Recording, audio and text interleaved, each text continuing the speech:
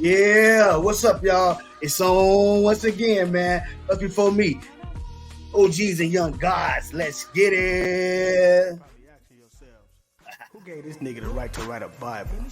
But if we all look past the lies and false teachers of the men that portray themselves to be the powers that be and seek the truth, our lives just as well as all that lives lives are Bibles. And that's the honest to God's truth. As long as we believe in thy Lord, no matter what man-made religion we believe in, just being true to thy Lord within ourselves will bring us peace. It's gonna be all right. Cause in hell, we can't win the war between good and evil without being truthful to the powers that be. Let's get it. OGz and YoungGodz, OGz and YoungGodz, OGz and YoungGodz, OGz and YoungGodz. Young God, I was born that. Don't ask me, ask OG, and they gon' say I'm on that. My mom's tired, cause I get love from all sides. Blood idol, learn to trap off that thug Bible. But candy paint on my whip's door, suicidal. OGz and YoungGodz, OGz and YoungGodz, OGz and YoungGodz, OGz and YoungGodz. Cause real killers never rap about the demons that kill. It's YoungGodz and OGz, ghetto soldiers with heart. We like to war day and night, just don't get caught in the dark. When everybody's cool, nobody's acting a fool. We playing by different rules, no blinkers, we OGz and YoungGodz. Yeah, let's get it, man. Y'all already know what it is. Up before me, OGz and YoungGodz is in the building, man. It's finna go up, man. Check it out, man. Y'all know we got some very, very special guests here today, man. It's gonna go up for the OGz and YoungGodz podcast, man. First thing we gotta do, though, y'all know before we do anything, y'all know what we gotta do, man. We gotta do this. We gotta say the anthem, man. First, let me introduce y'all to my guest. First, my first host, you dig? What up, Trick? Yes, sir. Yes, sir. Your big homie's big homie. Let's get it. What it is, shout. Yeah, man, we got our first guest, Dr. Tokes. What's up, DOT? What's up, Hey, D? what's good? What's going on, brothers? What's going on, world? Let's get it, man. Then we got our special guest, you dig? Super legendary, living legend from San Diego, you dig? So fine, you dig? Let's go. What's happening? So fine.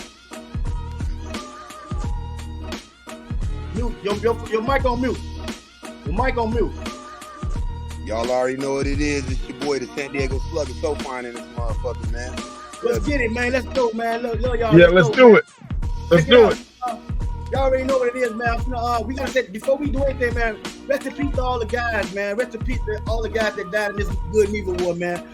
Free all the guys, man. Free them all. Y'all know what they do, man. Free all the guys in the joint, man. And rest in heaven to all the guys that went to heaven for this good and evil war. Y'all know we gotta do it, man.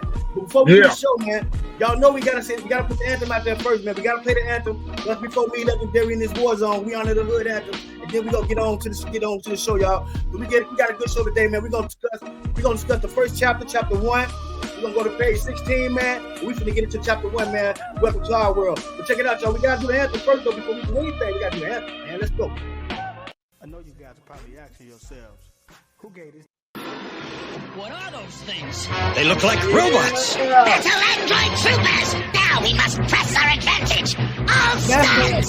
Forward and destroy! Up before me, legendary in his war zone. The country jungle is our throne. We honor the hood. Up before me, legendary in his war zone. The country jungle is our throne. We honor the hood. Up before me, legendary in his war zone. The country jungle is our throne. We honor the hood. Us before me, legendary. We honor the hood. Us before me, legendary. We honor the hood. Yeah. Check it out, man. Y'all already know how we doing on Us Before Me, man. First of all, man, we gotta let y'all know what the Thug Bible movie is about, man. It's about OGz YoungGodz across the country, man. Coming together, man, working together. You know what I mean? And actually, we call it solution to the problem, man. OGz YoungGodz is a solution to the problem, man. You know what I mean? And when you talk about unity, man, across the country, man, when you talk about unity with the guys, you gotta have solutions to the problem, man. You know what I mean? You can't tell the guys to get together if y'all ain't working on solutions to the problem, man. You dig what I'm saying? So OGz YoungGodz, man, is part of the Thug Bible movement. I'm the first author. I wrote the Midwest version of the book. You know what I mean? And we get the down south version, the East Coast version, and the West Coast version. We're gonna have 4 different authors across the country write their book. Also, what we do is we do an album for each book. So every book we do an album with the young guys across the country. We have an album for each book. So we're making sure we do an album for all the young guys across the country. So y'all make sure y'all get in tune with Us Before Me, man. This is a lifeline for all OGz YoungGodz, man. If y'all want to write that book, y'all East Coast, West Coast, down south, and west and down south, y'all want to write y'all book, man, make sure y'all get tuned with us before me, OGz YoungGodz. Now check it out, y'all. We're gonna go to chapter. I want y'all to go to page 16 on the book, man. Today we're gonna read chapter 1, right? So when we talk about chapter 1, when we get to read chapter 1, we're gonna go to questions and answers, and then we're gonna get to our guests. All right, y'all. The first thing we gotta do though is read the page, y'all. Y'all make sure y'all go to page chapter 1 after we get this commercial, with this small commercial break, G. OGz YoungGodz, OGz YoungGodz, OGz YoungGodz, OGz YoungGodz. F&G shit. Shout out Big homie Trey Boogie. We slide. Johnny Rocket. Sliding in the rental, trying to run the milli up. In the southeast, Trey Boogie been a plug. Rubber bands on the blues, hella panoramic views. If you get into it with the squad, you can never lose. It's on the flow like Yellow Rider. I got your vibe on the toes like nail polish. In the city, we get respected from everybody. You about to pull up on Trey Boogie, now let's chop it. If you talking about the game, let's chop it up. If you talking about the hustle, let's chop it up. If you talking about the grind, let's chop it up. Talking about some fly vibes, baby, let's chop it up. If you talking about the game, let's chop it up. If you talking about the hustle, let's chop it up. If you talking about the grind, let's chop it up. Talking about some fly vibes, baby, let's chop it up. Let's chop it up. Got it wet, it's not a cut. Ain't worried about what nobody else got, cause I got it done. Me and Trey Boogie locked in, he threw a lob, I done. Heard the beat and sauced it up, can't nobody go hard as us. If you talking about the game, let's chop it up. If you talking about the hustle, let's chop it up. If you talking about the grind, let's chop it up. Talking about some fly vibes, baby, let's chop it up. If you talking about the game, let's chop it up. If you talking about the hustle, let's chop it up. If you talking about the grind, let's chop it up. Talking about some fly vibes, baby, let's chop it up.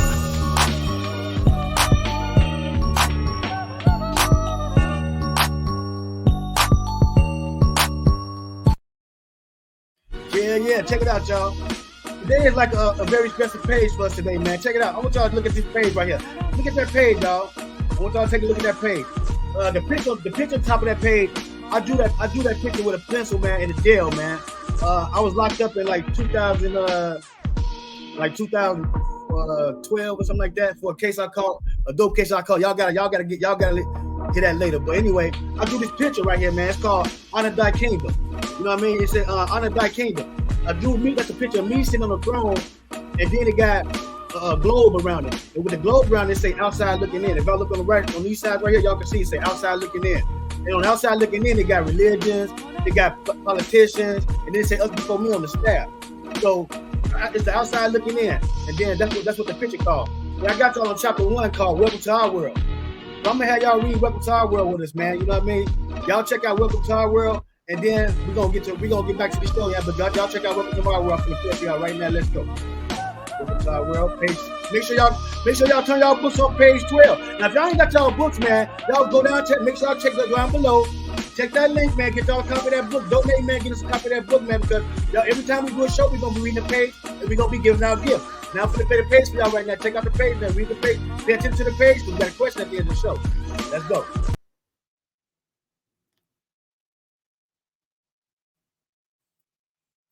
Page chapter 1, y'all. Let's get it.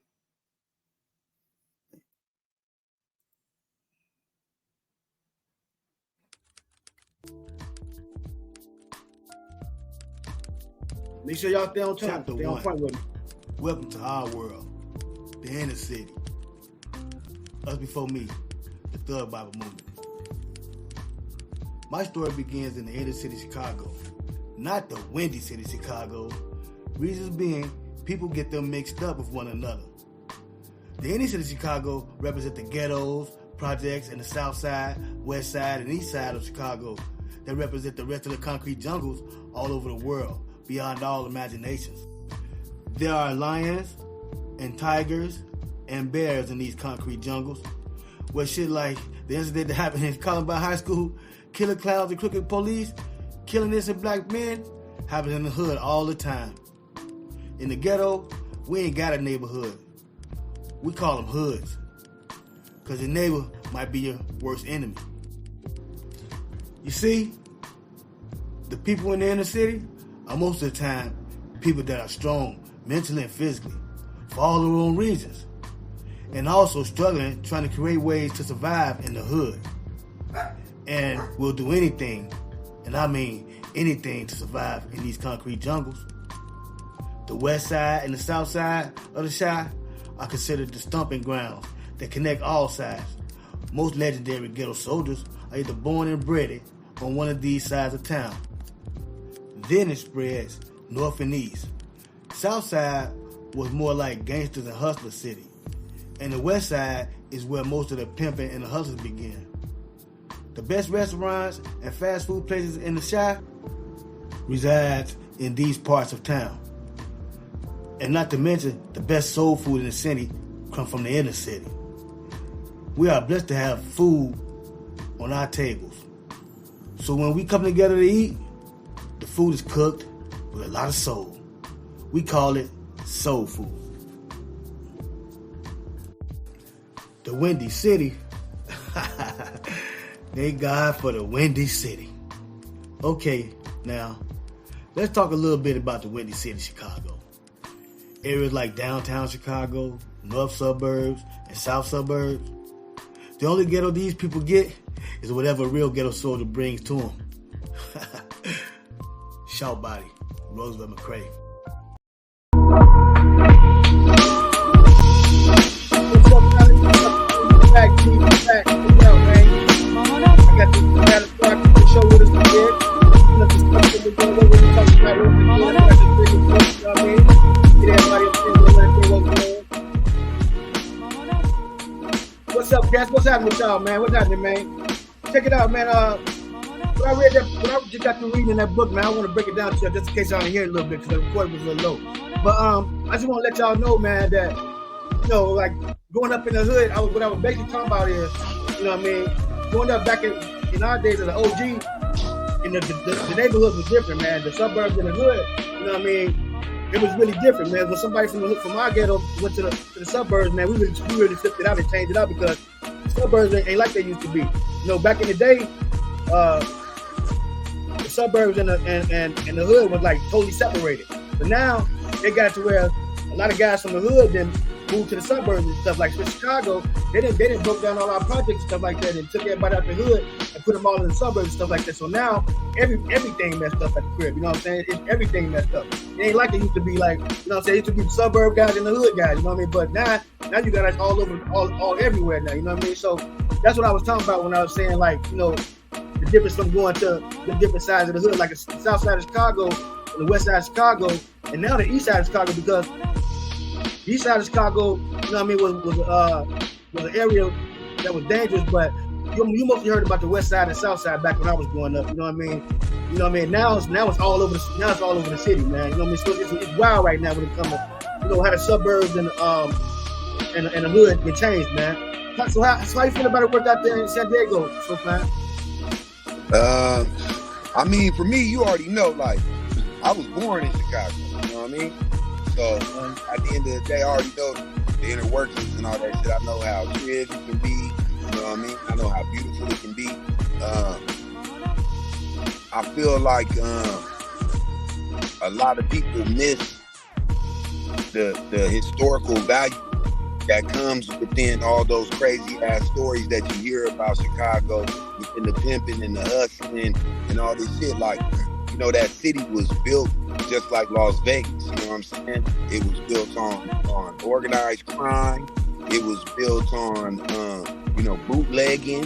It was built on all the shit that makes notorious gangsters infamous, you know what I'm saying? And there's so much historical value in that I think a lot of people lose.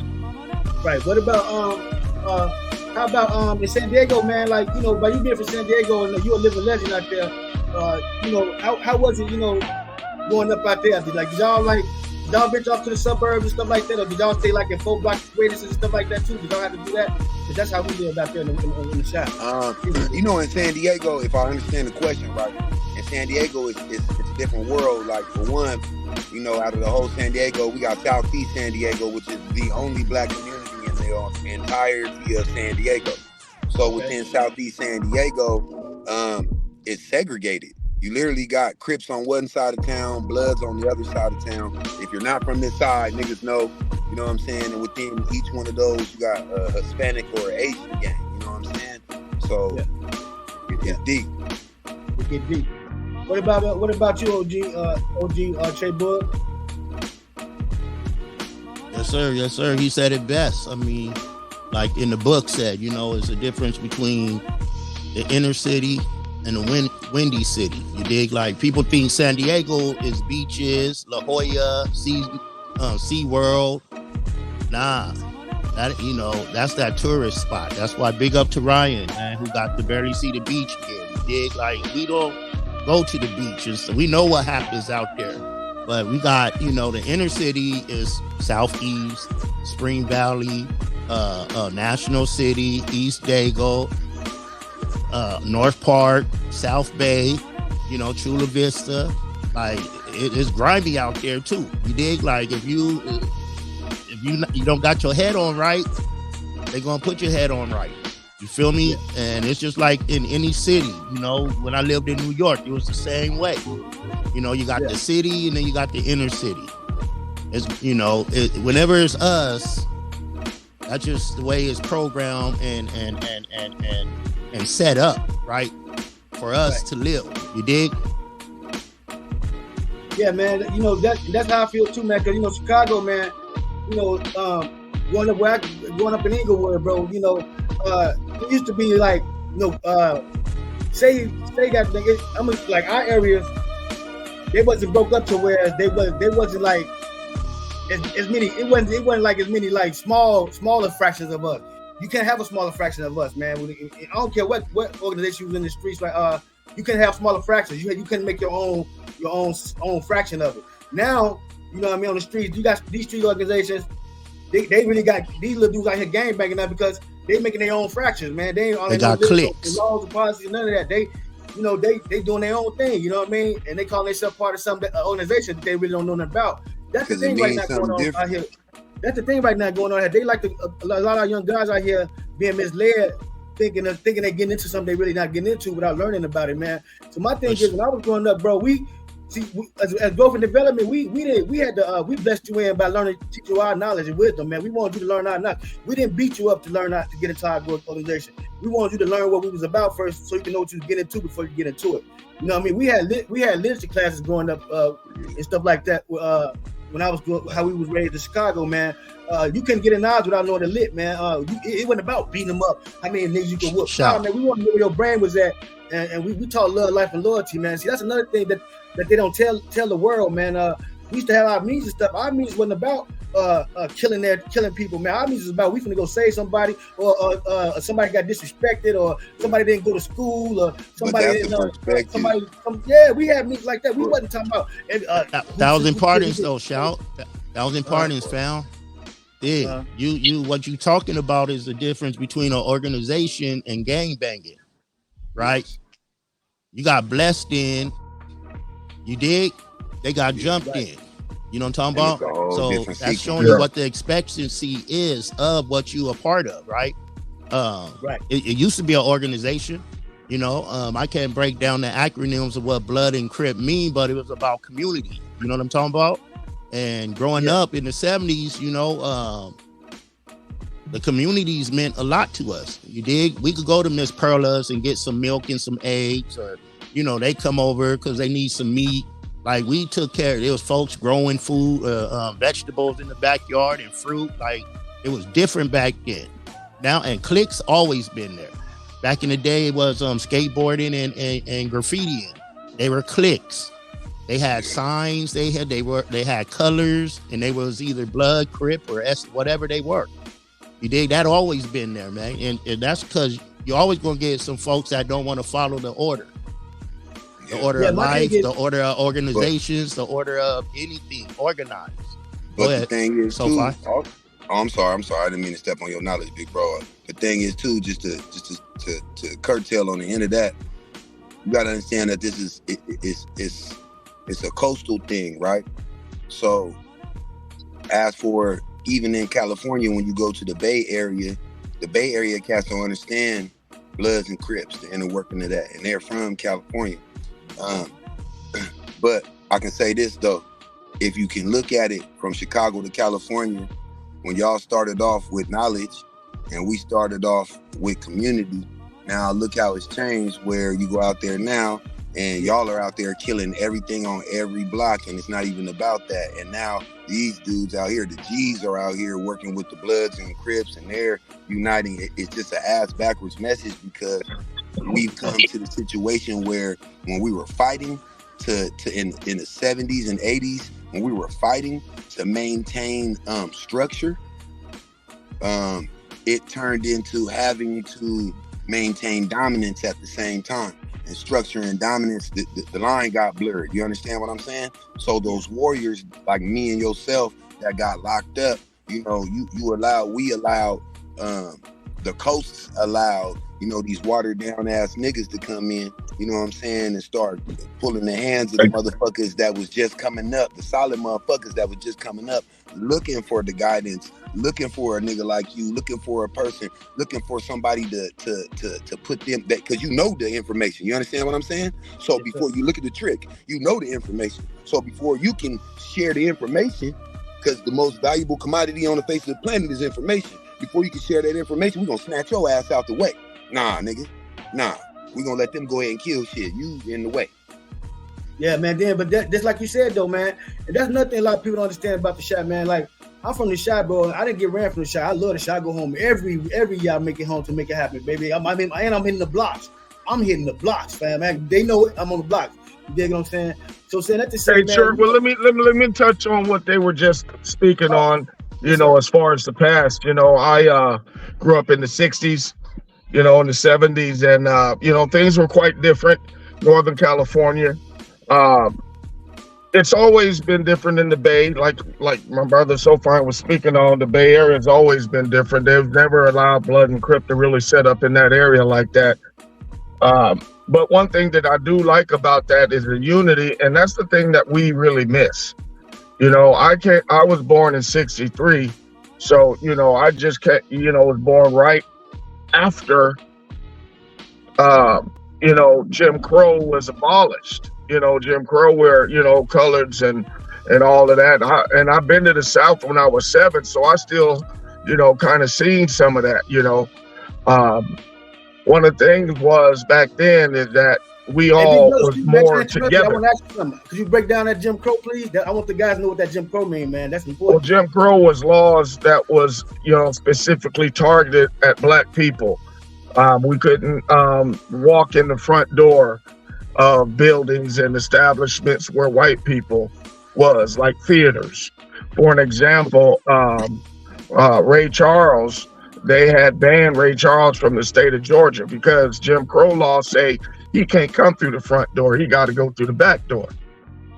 And he told him if he can't come through the front door where he lived from his own home, that he wasn't going to sing there no more. So they barred him.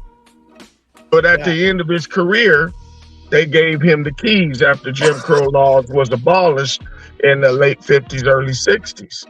But Jim Crow laws they have in the South, they had a law was called sundowners. That means that a Black person cannot get caught being out of their house after sundown, or it's open season. Hey, can I say something on that? That's real stuff.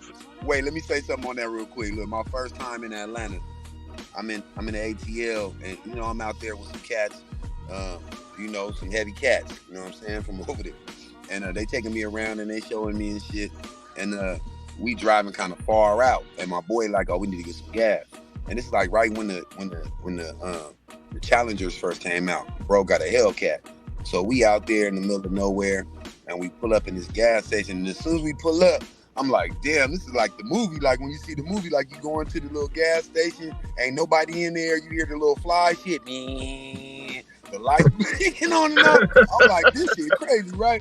Let's pay for the gas and get up out of here. So we pay for the gas and walk outside. And when we walking outside, bro, a motherfucking state trooper pulls up. And when he pulls up right by our car, and he rolls down the window and he says, y'all boys a little bit far from y'all side of town, ain't y'all? And you know, me being from California, this is my first time ever experiencing hearing any of this. And like right away, I'm like, cuz, what this nigga say, right? Right. Yeah. I got one of them stories too.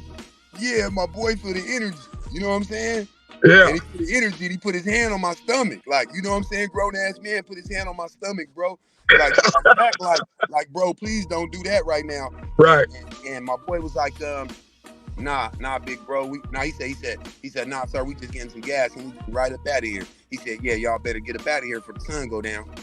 And when we got there it is. On my phone, he said that the boy took the gas right out the motherfucking tank. He didn't even finish filling it up. He took the gas right out the tank because it was getting dusk. And we hopped in the car and we drove 90 miles per hour up out of there. And that motherfucking dude followed us 90 miles per hour till we left his county. Bro, man, I cannot believe the shit that I'm hearing, bro. This really happened? On my soul in heaven, I wanted to cry. Man. I wanted to cry. Bro, project this out, man. Listen, I'm going to tell you something, bro. I was just watching this movie. You know the brother that plays in The Harder They Fall, the main character? Absolutely. He was in this movie. It's a series. And they were talking about the Old South and how they were treated and things going on. And that's what happened. The sheriff pulled them over. They was just outside looking for some property that their father left them. And then the sheriff pulled up on them and told them, look, it's almost sundown. Y'all better not be caught out here after sundown, bro. Listen, just like he said, bro, they all got in the car and it was going sundown and they was trying to speed, but the cop was behind them saying, well, if we speed, he gonna pull us over. Shit. So we gotta stay on. So they was trying to stay within the limit to try to get out of town before sundown. That fucker followed them all the way to the county line. Just like you said. Yeah, and as soon as and it's crazy because I didn't understand what was going on.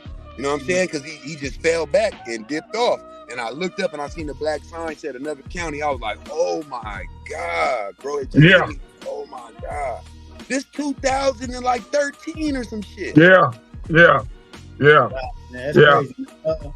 And another point on what he was talking about, the incident he had at the gas station. I had one too. This trucker, he tried to move in on where I was at, trying to get my gas, talking about, hey boy, you need to move your car. I said, who the fuck you think you talking to? I said, I'm not from out here, man. I'm from Cali, man. I'll mash your ass.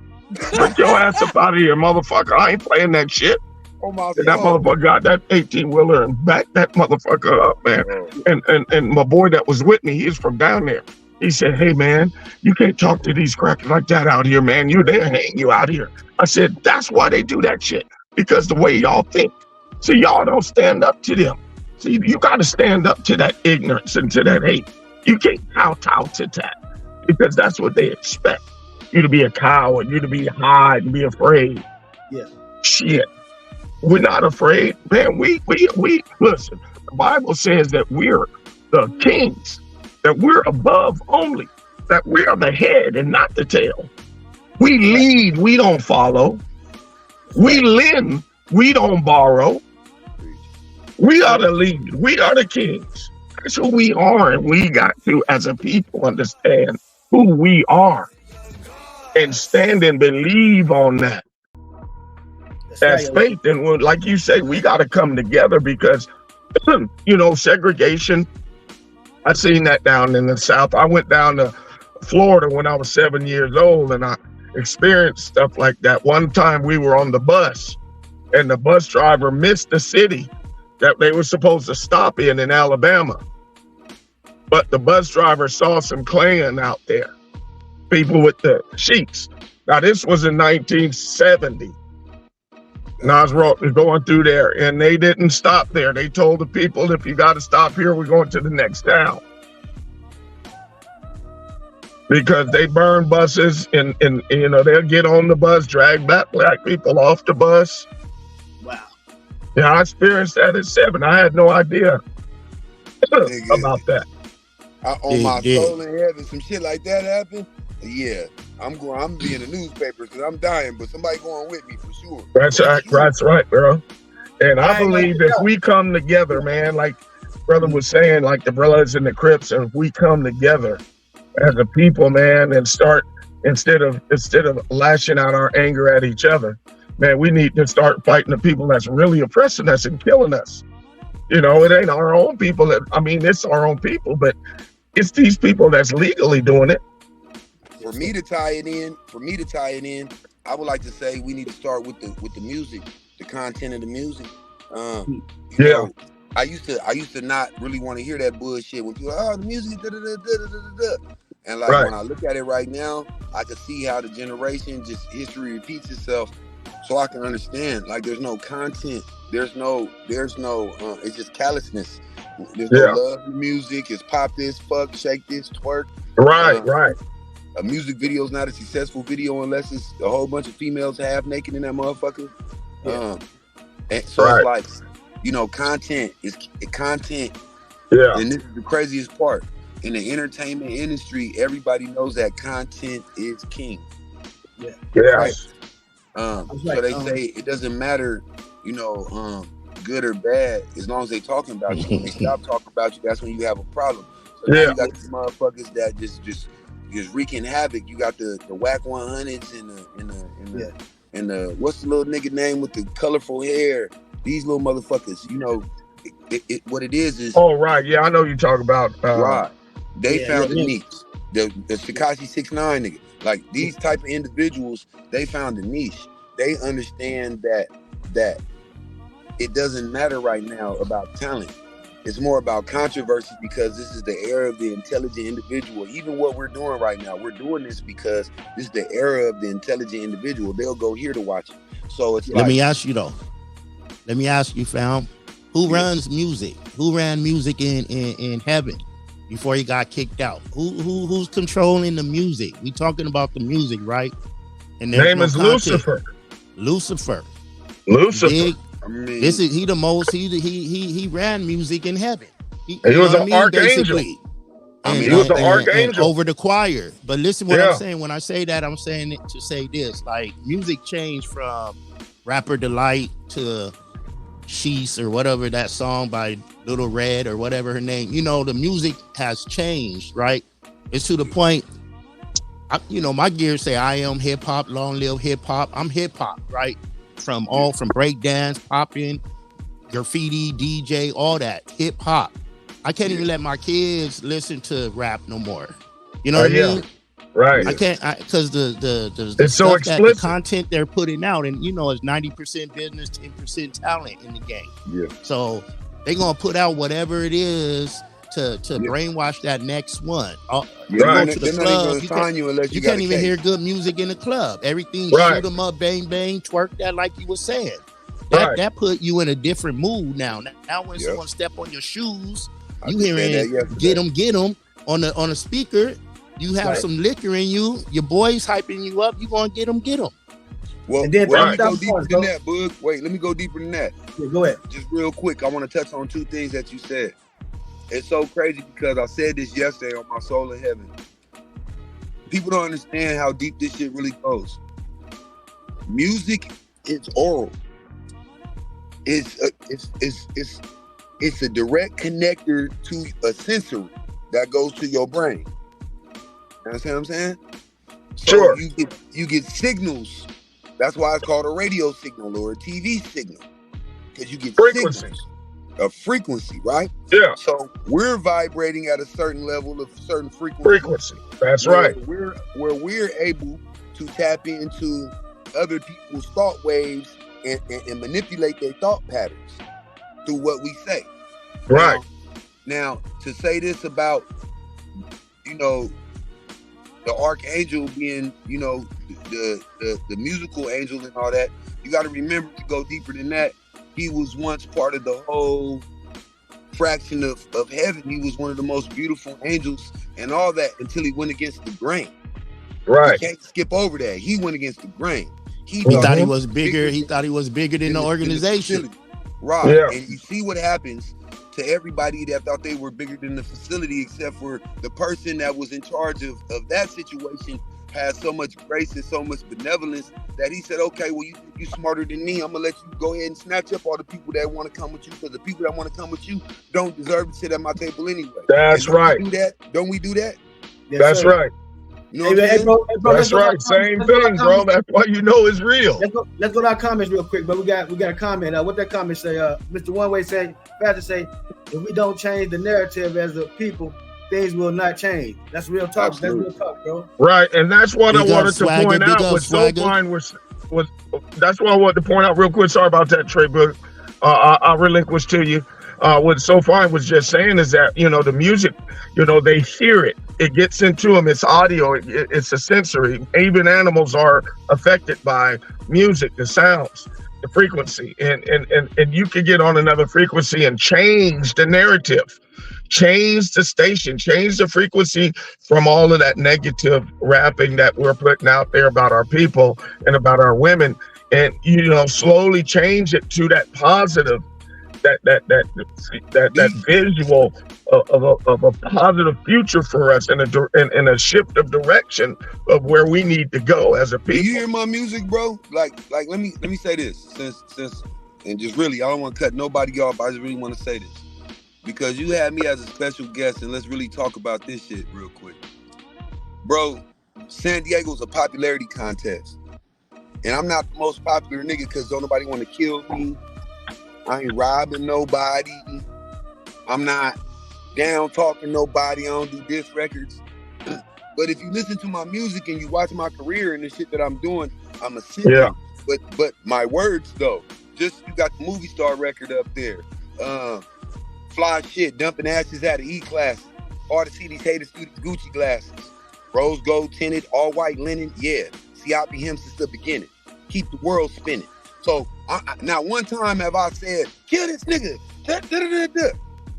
35 years old, just barely met my father like as if this life that I'm living could get any harder. Anyway, today's a new day. Monday, maybe Tuesday. I'm smoking out the pound, plus I'm tipsy off the door. I'm saying the same shit everybody else is saying. But just hear me though. You know, listen, 35 years old, just barely met my father like as if this life that I'm living could get any harder. Anyway, today's a new day. Monday, maybe Tuesday. I've been smoking out the pound, plus I'm tipsy off this Douce. Don't get it twisted. I'm a Christian. But look, nigga, listen. I ain't really about that riffing. Top shelf smoking, rep cow like rip. Like, come on, bro. It's like utilize your mind. Utilize your scholastic education where your parents sacrificed to put you in school, and think about why you wanted to do music because you like words. That's right.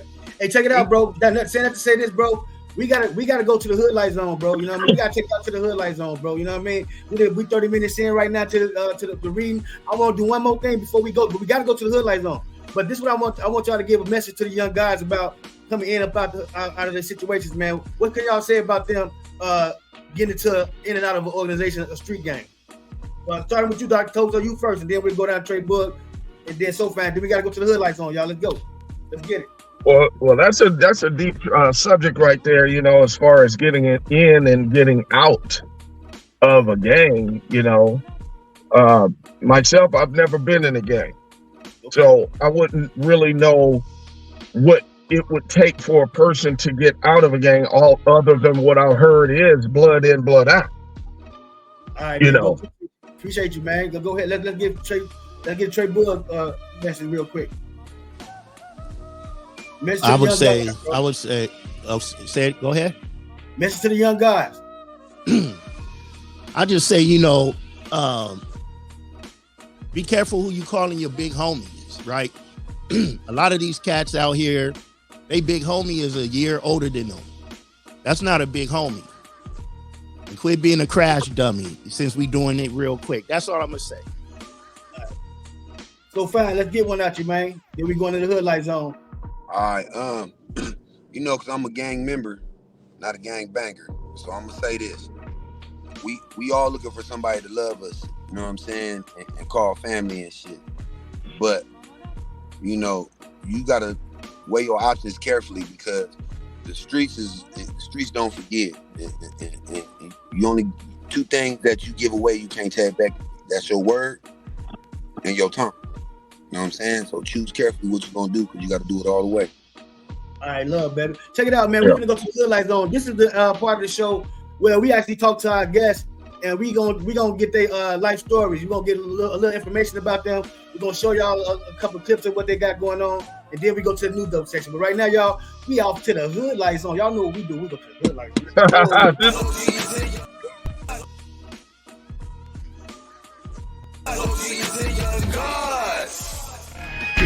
We walk with God. We're checking the donor list to see if there's a match for him. I'll sneak in the club in the morning. I'll go get it. Hell no, Spacey, you trying to get yourself killed. Well, do you have a better plan?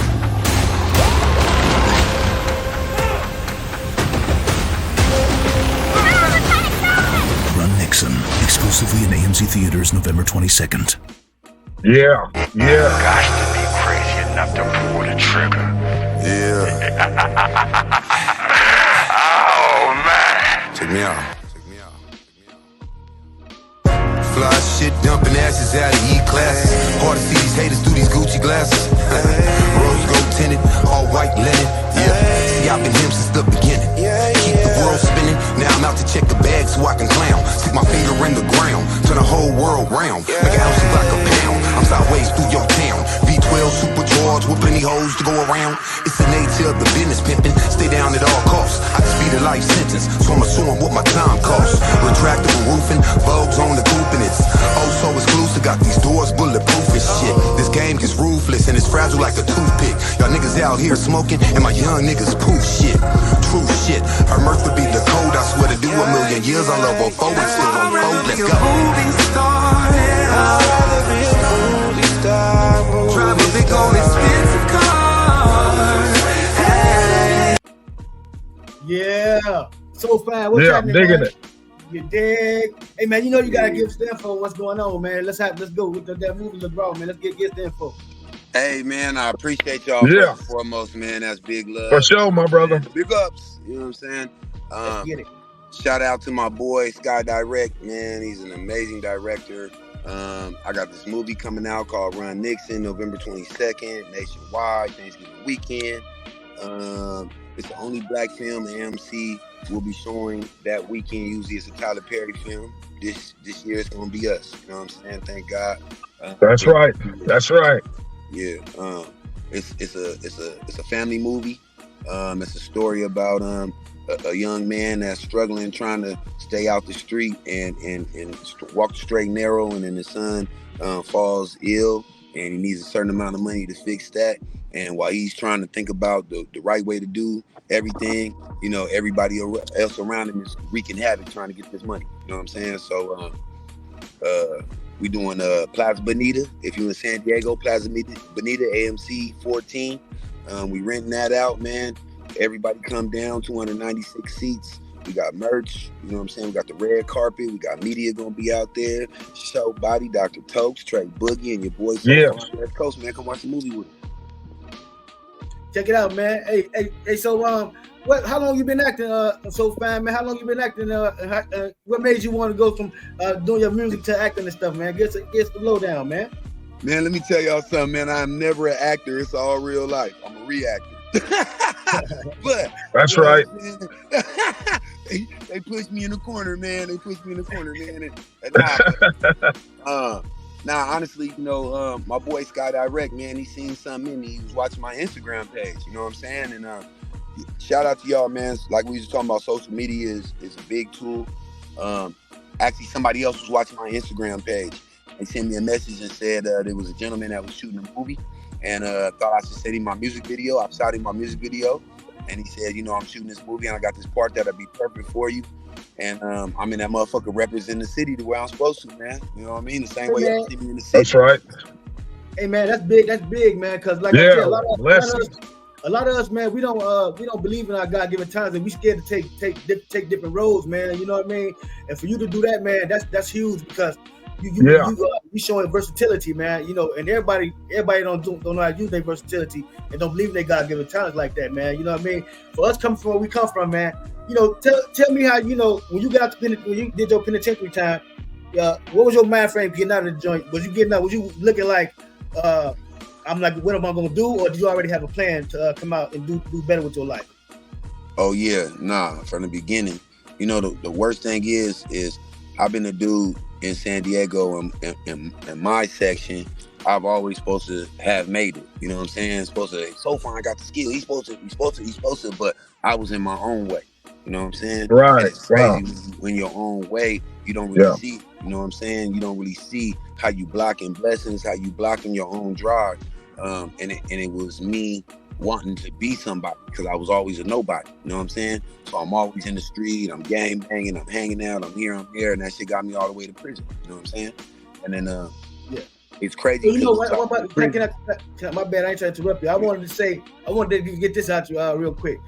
You know, most of the guys who go to the penitentiary, they get out and they be lost. They don't know what to do next. They feel like the society got them trapped. You know what I mean? They can't do nothing with themselves. What made you say I'm getting out the joint and I'm gonna do something with myself? I'm not gonna let them trap me in and make me think I can't do nothing. You got to join and actually did something, man. The reason I'm asking you is because I want our guys that go to the penitentiary, when they get out, they feel them no hope. So I want you to show you came out, you did the opposite. You showed them hope. You showed your power. I'm gonna say this, right? And it's kind of crazy because it's cracking on myself, but I felt stupid. I felt dumb as fuck. Like I went to prison and I was just as popular in prison as I was on the street. I was like, what the fuck? Like, cuz I can do this on the street.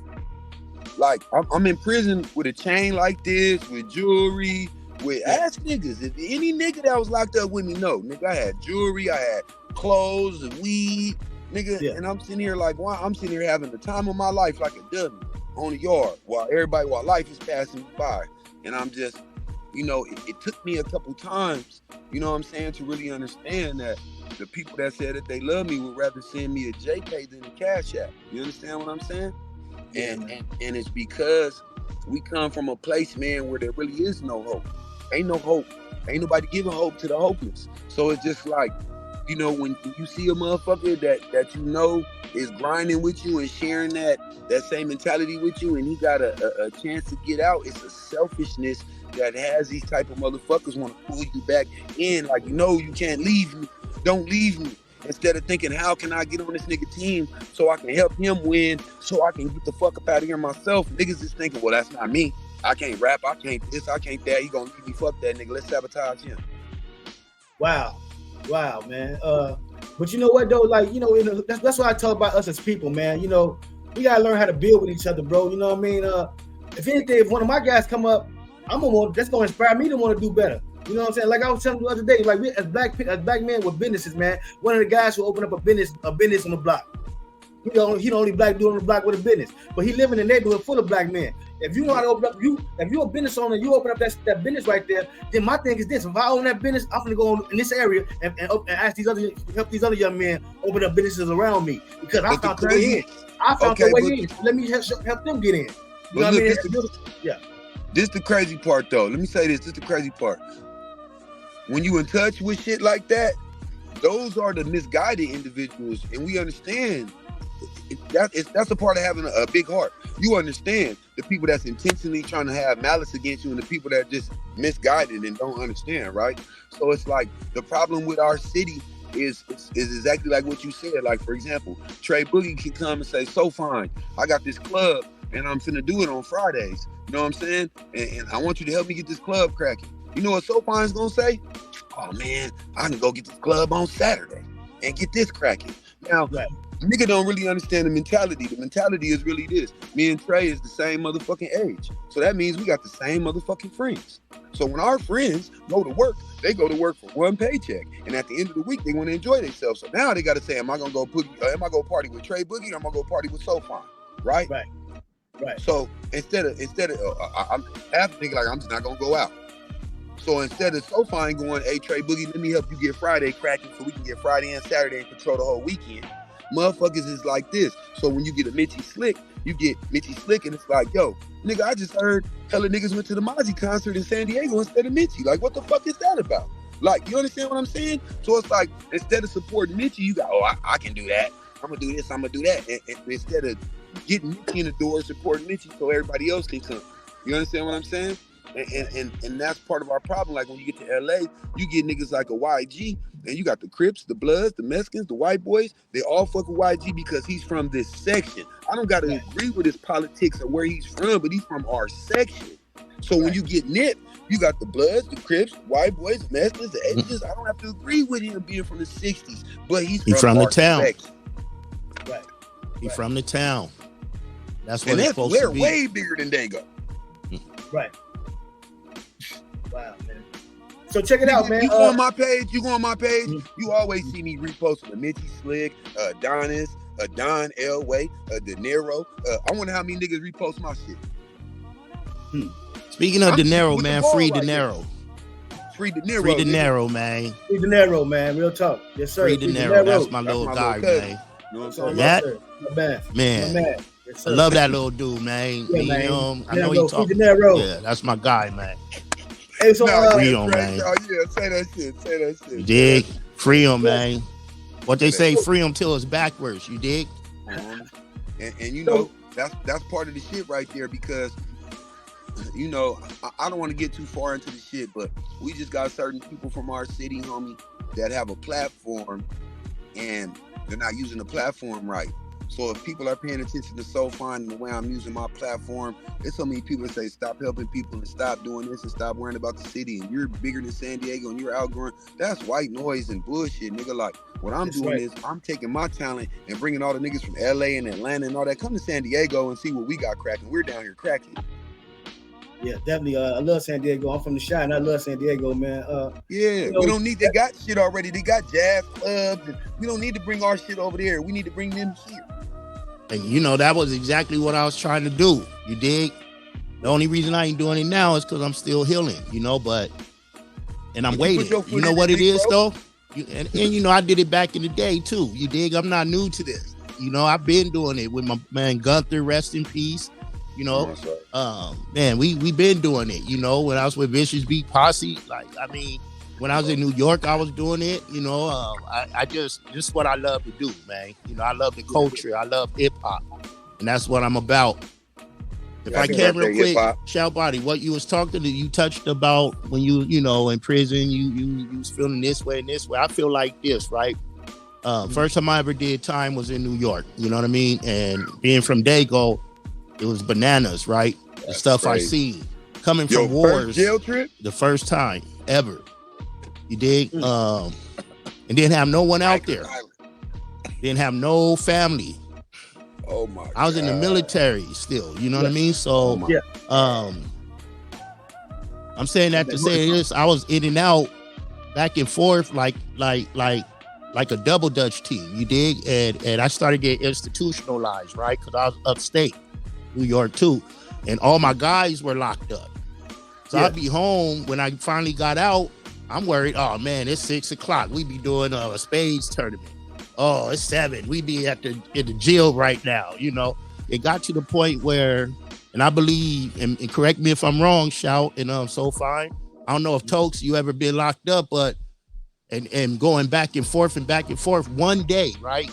You look in that mirror and see something you don't want to see, right? I see my father. I didn't want to be in and out of jail, and I got kids out here. You know, it wasn't me no more. It was him. And I never wanted to be like that as far as going in and out, right? Yeah. And that's when I decided and said, look, man, it's a wrap. I gave up the game, cut the perm off, all that stuff. Gave up the furs, gave up the jewelry, the goblets, all that SOPHYNE. You dig? The Miss Debbie, the glass lady. Come on, man. You dig? And gave it away and became a square bear. Hey, you shout dig? out to Miss Debbie. Hey, Big up to Miss Debbie and my man Slap Daddy the Mac, but he even changed his life. You dig? Like, it's about growing up, right? You can't keep doing the same things you was doing when you was a kid. When we were a kid, our mind worked different. When we got older, our minds got developed, and we started realizing we could still be down with this or support this. Yeah. But we don't have to be the torpedoes out there hot-headed doing the dumb stuff, because I'm never going to wake up in prison. I say wake up in prison because you usually go to get arrested at night. Yeah. And then you wake up and realize, man, I should have just did this. Man, I should have just stayed home. Man, I should have just... It's too late for that. And this is what this podcast, right, is about, man, trying to help the next ones not fumble and fold, right? Right. Yes, sir. We needed, a lot of us didn't have nobody we could talk to. And the ones we could talk to weren't telling us the right stuff.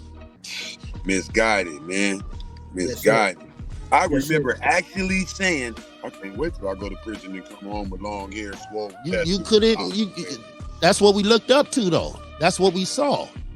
No matter where you live, I lived in different states. No matter, it's the same. As long as I always say, shout body, as long as it's us, it's the same stuff. The crab in the barrel. It's when I'm on the other pot, you know, let's chop it up. I talk to them and tell them they in different states. Talk about the crab in the barrel mentality, because I don't want people to just think it's my town, right? It ain't just Dago. It's everywhere we are. Yes, man. We're conditioned and trained like that. That's what. My bad. Look, I said too much.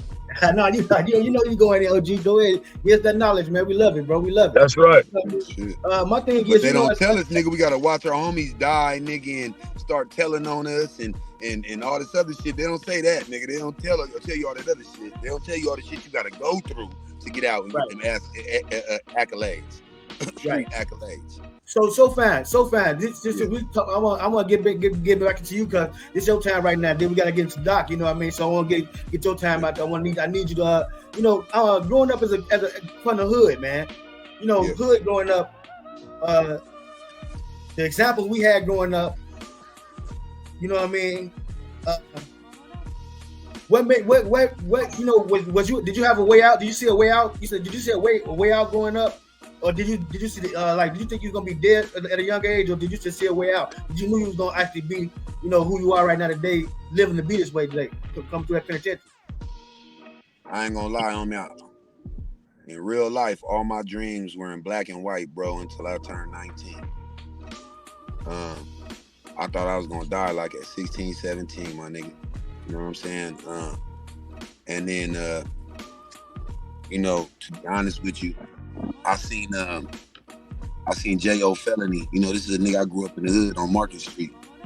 And this is a dude that niggas used to shoot dice with and eat at the barbecue shack with. And I seen him flying up and down the street with my older brother and them and shit. And then I seen him on the Jason's Lyrics soundtrack. And then I seen him with Snoop. And then I seen him on VH1. And it was like it was possible. You know what I'm saying? And that was in the 90s. You know what I'm saying? But for me, TV and entertainment and radio was like this little eclectic selected group that you had to get voted into. How do you get into the radio? How do you get into that? And to see somebody I know be involved in that with Snoop and all that shit, it was real for me, bro. So that's when I understood that I could do something. I could do something more than whatever I thought was over for me, shooting that shit and hanging out with homies. You know what I'm saying? Yeah. Okay. So, hey, man, check it out, man. Hey, SOPHYNE, thank you, man. You know what I mean? We ain't done with you yet, though, because, it's that hood light zone, man. You know what I mean? So we had to get it out the way, man. Make sure so we can get to know you, man. So the world get to know my man, the living legend, SOPHYNE from the West Coast, you dig, man? We gonna get into we gotta go. Y'all know we got the doc in the building, man. So you know what I mean. We gotta introduce the doc. The doctor. We gotta rock y'all out with the doc, man. So start with the doc right quick. And check out the show, y'all. We on. Let's go. Dr. Tokes, man. I like to breathe these. Let me call my man, godson, Mike Myers. That's how I do it with Dr. Tokes, no tobacco. All natural. That's the way God intended it to be. It's a 720 concept. It's every lover, ghetto soldier living life or death. Chicago legend, and I'm worn with my boots on. 069 ghetto soldier on my tombstone. Imagine growing up and used to not having shit. Clothes all out of style, pocket full of rent. A ghetto soldier and a hustle without a job. Trying hard to be a man, still rep the mob. Late night ghetto soldiers making plans. Infiltrate the situation, I'm the man. Pip tight, MJG, understand. You can never win a war without a plan. Flashback, Cuckoo Cow said my mind gone. I'm worldwide and I'm plugging every time zone. I'm not impressed with the way you make a dollar. I'm gonna represent the king, still be a scholar. I'm A-ball, call a soldier Mr. Big. The only difference is my dope gon' say the kid. Breaking bread, turn the crumbs to bricks. Disrespect the mind, you get the mind to flip. Nightmares got me scared to live the childhood. But you a soldier, so it's normal and it's all good. Mama said that there'll be days like this. Don't be scared, don't be scared. Your fist. Frontline ghetto soldier with the itchy. And it's a funny situation, plus it's sticky. Somebody night the sun rolling up the sticky. We gon' party for the rest of the night and roll up and breathe. Give them what they like.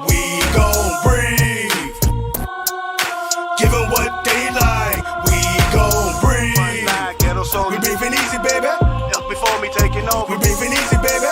Smoking those and getting money. We breathing easy, baby. We breathing easy, baby. We breathing easy. Niggas barely treading water with us, telling to breathe home in one phone call and get gas. They gotta squeeze on a marathon laps right past you and they keep going. That's the only way to survive in Southern California. Like they got the Rona. Niggas stay at home, wouldn't catch a young nigga outside to save his soul. Ain't no city or no hood that we can't go. You niggas walk around your towns with your can go slow.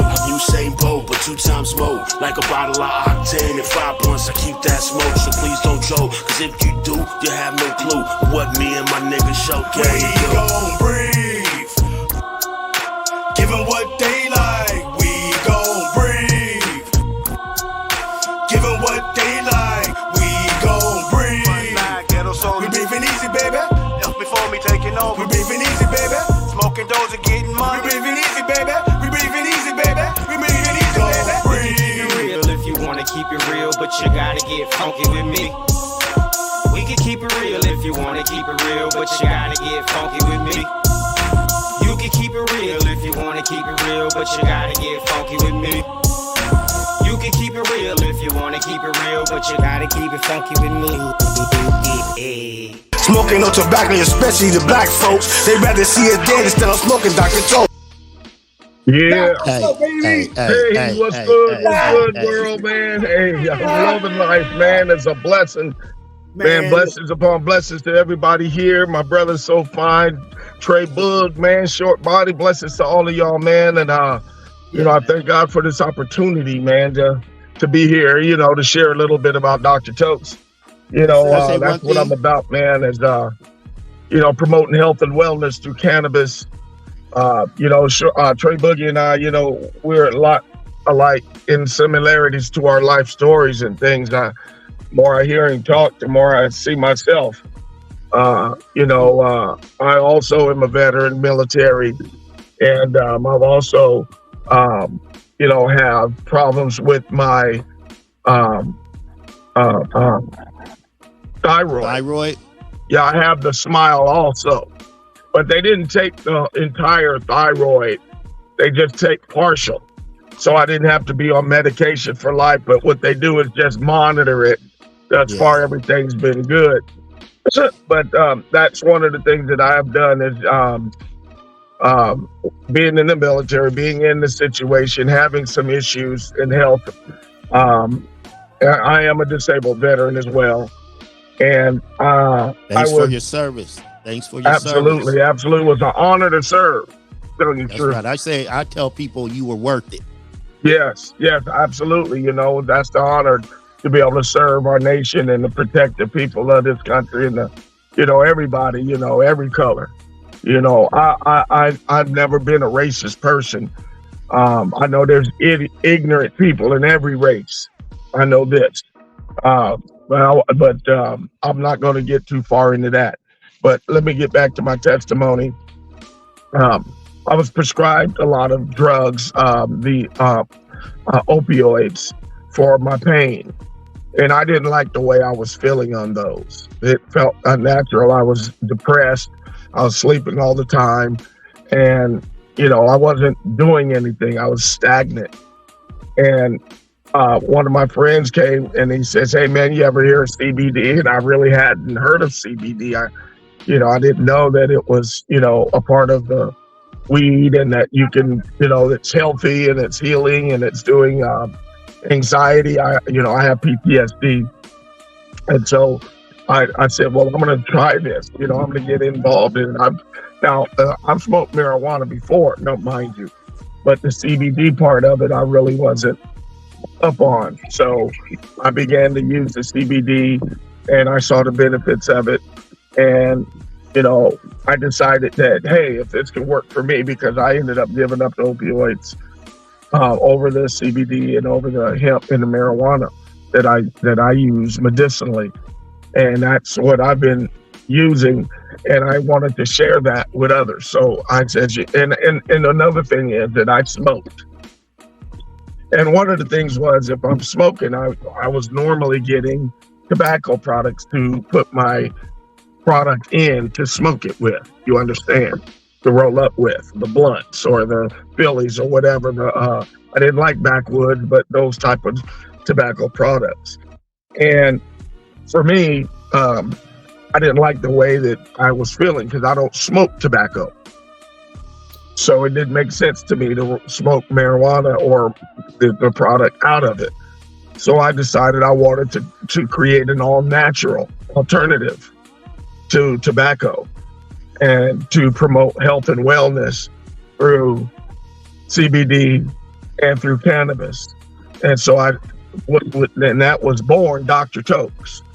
So I took an all-natural leaf, medicated it with CBD, and now I coat it with oil that has THC and CBD products in it on the cone. And I use my own product. So, and I enjoy it. And, and Dr. Tokes was born from that. And I thank God for that. And that's where the direction that I am going with Dr. Tokes is to promote health and wellness through cannabis. And, the people are starting to see, politicians, the doctors, even in the medical field, are seeing, great benefits from cannabis. And they're still yet to discover even more benefits that are coming from cannabis. And I think that's part of our new dope. And that's in one of our rap songs that Short Body and I did, is that he was talking about, so what is this new dope? And I said, this is the new dope. They've been locking us up for a seed or for a joint or for a whatnot over some weed. Right. And we're the original farmers. We the ones that till this land. And then you're going to tell us that we can't even enjoy the benefits of it. So now that is legal.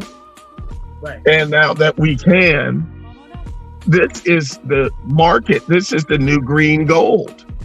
Right. Is in cannabis, is in hemp. And there's still so many different derivatives of products, of things that we can make from cannabis and hemp.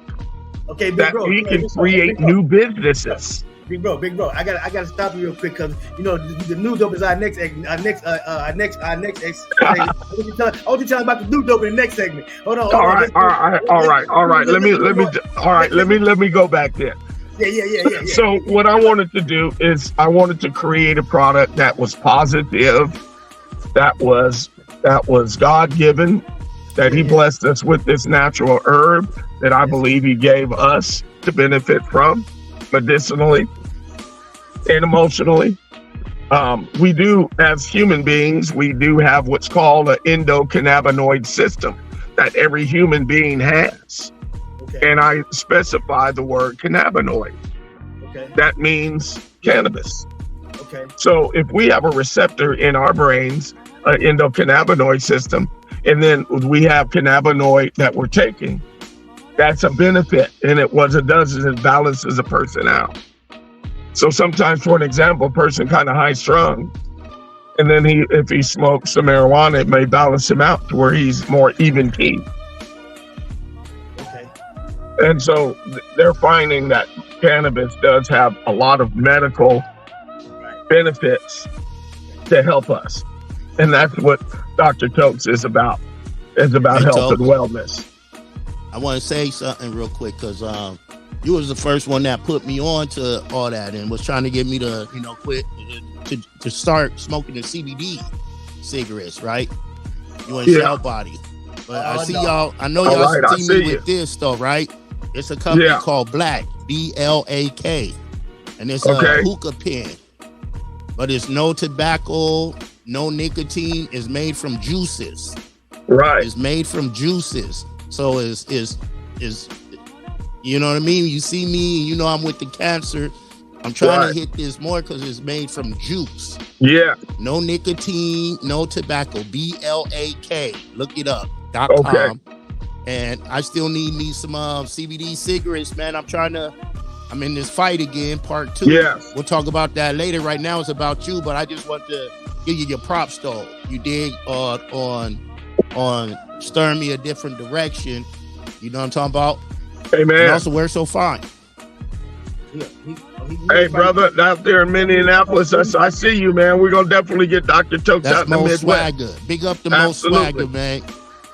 Big up the most swagger, man. Swag in the building.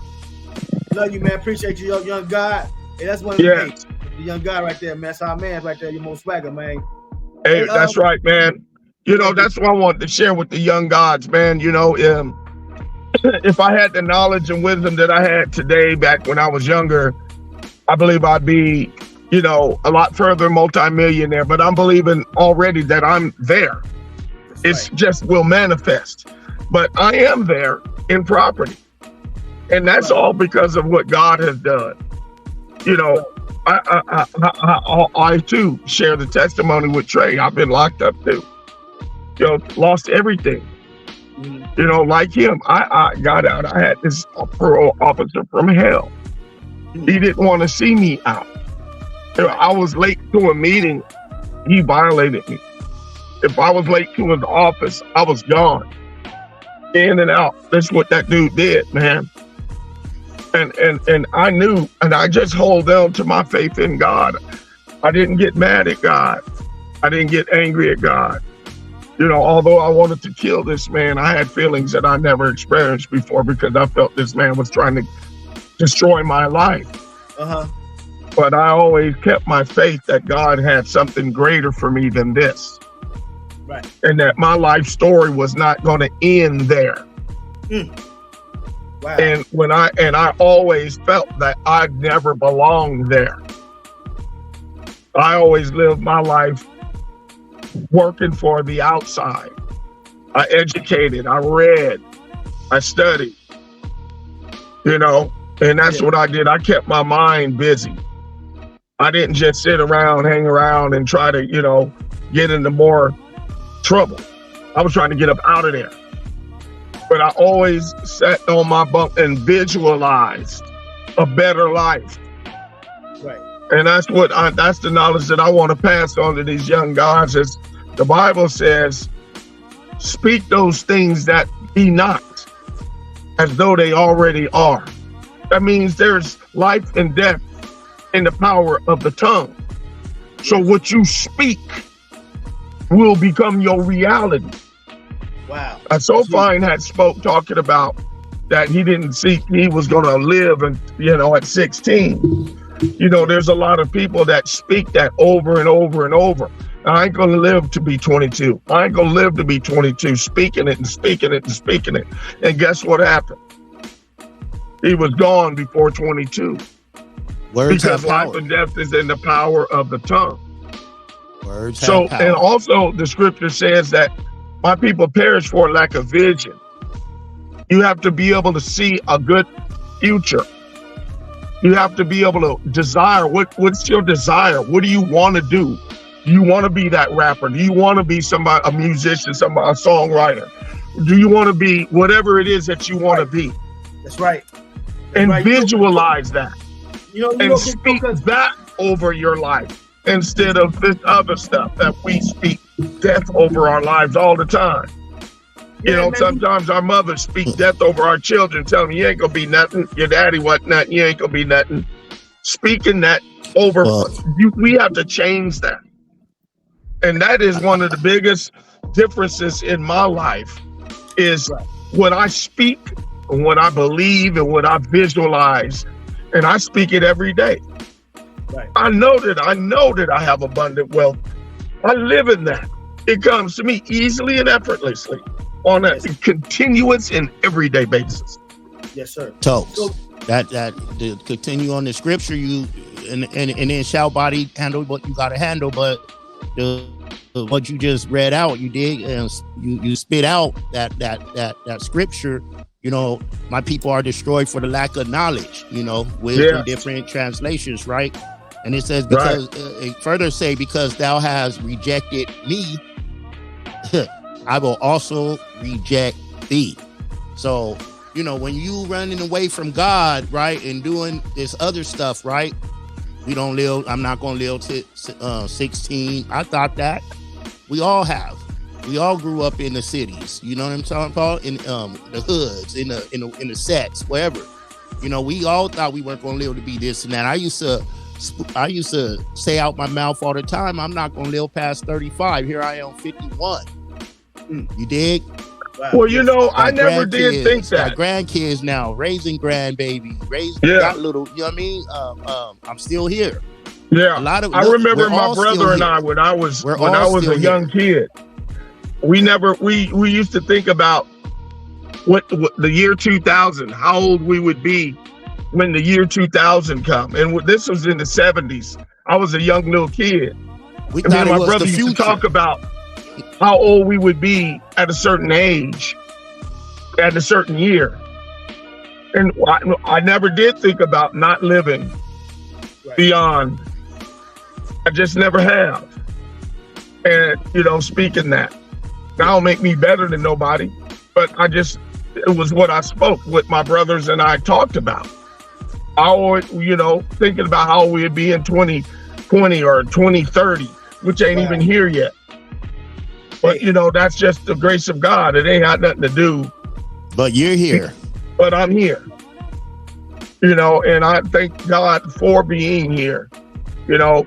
And I'm going to tell you something, man. I just never gave up hope, man. That's the main thing. I just never gave up hope. Wow. You know, I remember when I turned 50, I'm 60 years old now. But when I turned 50, I said, you know what? This is going to be a whole new chapter of my life. You know, this is chapter 50 now. And I'm going to make it better than the last 50 years. Wow, that's huge. And I'm going to tell you, it's been 10 years since I turned 50. And I'm telling you, my life has exploded in the last 10 years more than I've ever had in my entire life. And more to come. That's huge, big bro. Hey, check it out, y'all. Hey man, we gotta go to the new dope era now, man. You know, we did a little bit over 30 on this one, man. It's cool, but shit, we good, man. Y'all know how we work real hard, man. I love y'all, appreciate y'all, man. Now, at the end of this session, y'all gotta send a message to the OGs. Now I need that message to the OGs. Starting off with Doc, you got to give a message to the OGs. Good, bad, whatever, but ugly. Let's give a message to the OGs before we out of this one. Go ahead. Man, that's my biggest thing, man, is never give up hope. You know, speak your life existent. You know, get on the frequency and the direction that you want to go. You know, if you want to be in a positive area, start thinking about positive things. Start working towards positive goals. You know, set daily goals, something positive you can do each day, and then increase that. Never give up. Never give up. Never give up, because God is able to do exceedingly, abundantly, and above all that I'm able to ask or think, according to the power that He gives us. And that's truth. You know, look, Jesus said, whatsoever you believe when you pray, believe that you receive it, and you shall have it. Yes, sir, big bro. Thank you, man. Appreciate you, big bro. Trey Boog, let's get it. This message to the OGs. Yeah. Talk to the young guys already. Get the OGs something. Listen. What I want to say is, you know, what we grew up in, you're supposed to be a disciple, though, right? Yes, sir. That means that you're able to be taught and you're able to teach, right? OGs, quit believing that you can't teach an old dog new tricks, because as long as the old dog is willing to learn, there it is. You're gonna learn a new thing. So quit doing that and listen to the young G's, man. We can't just dismiss what they saying, because what they saying is how they feel, right?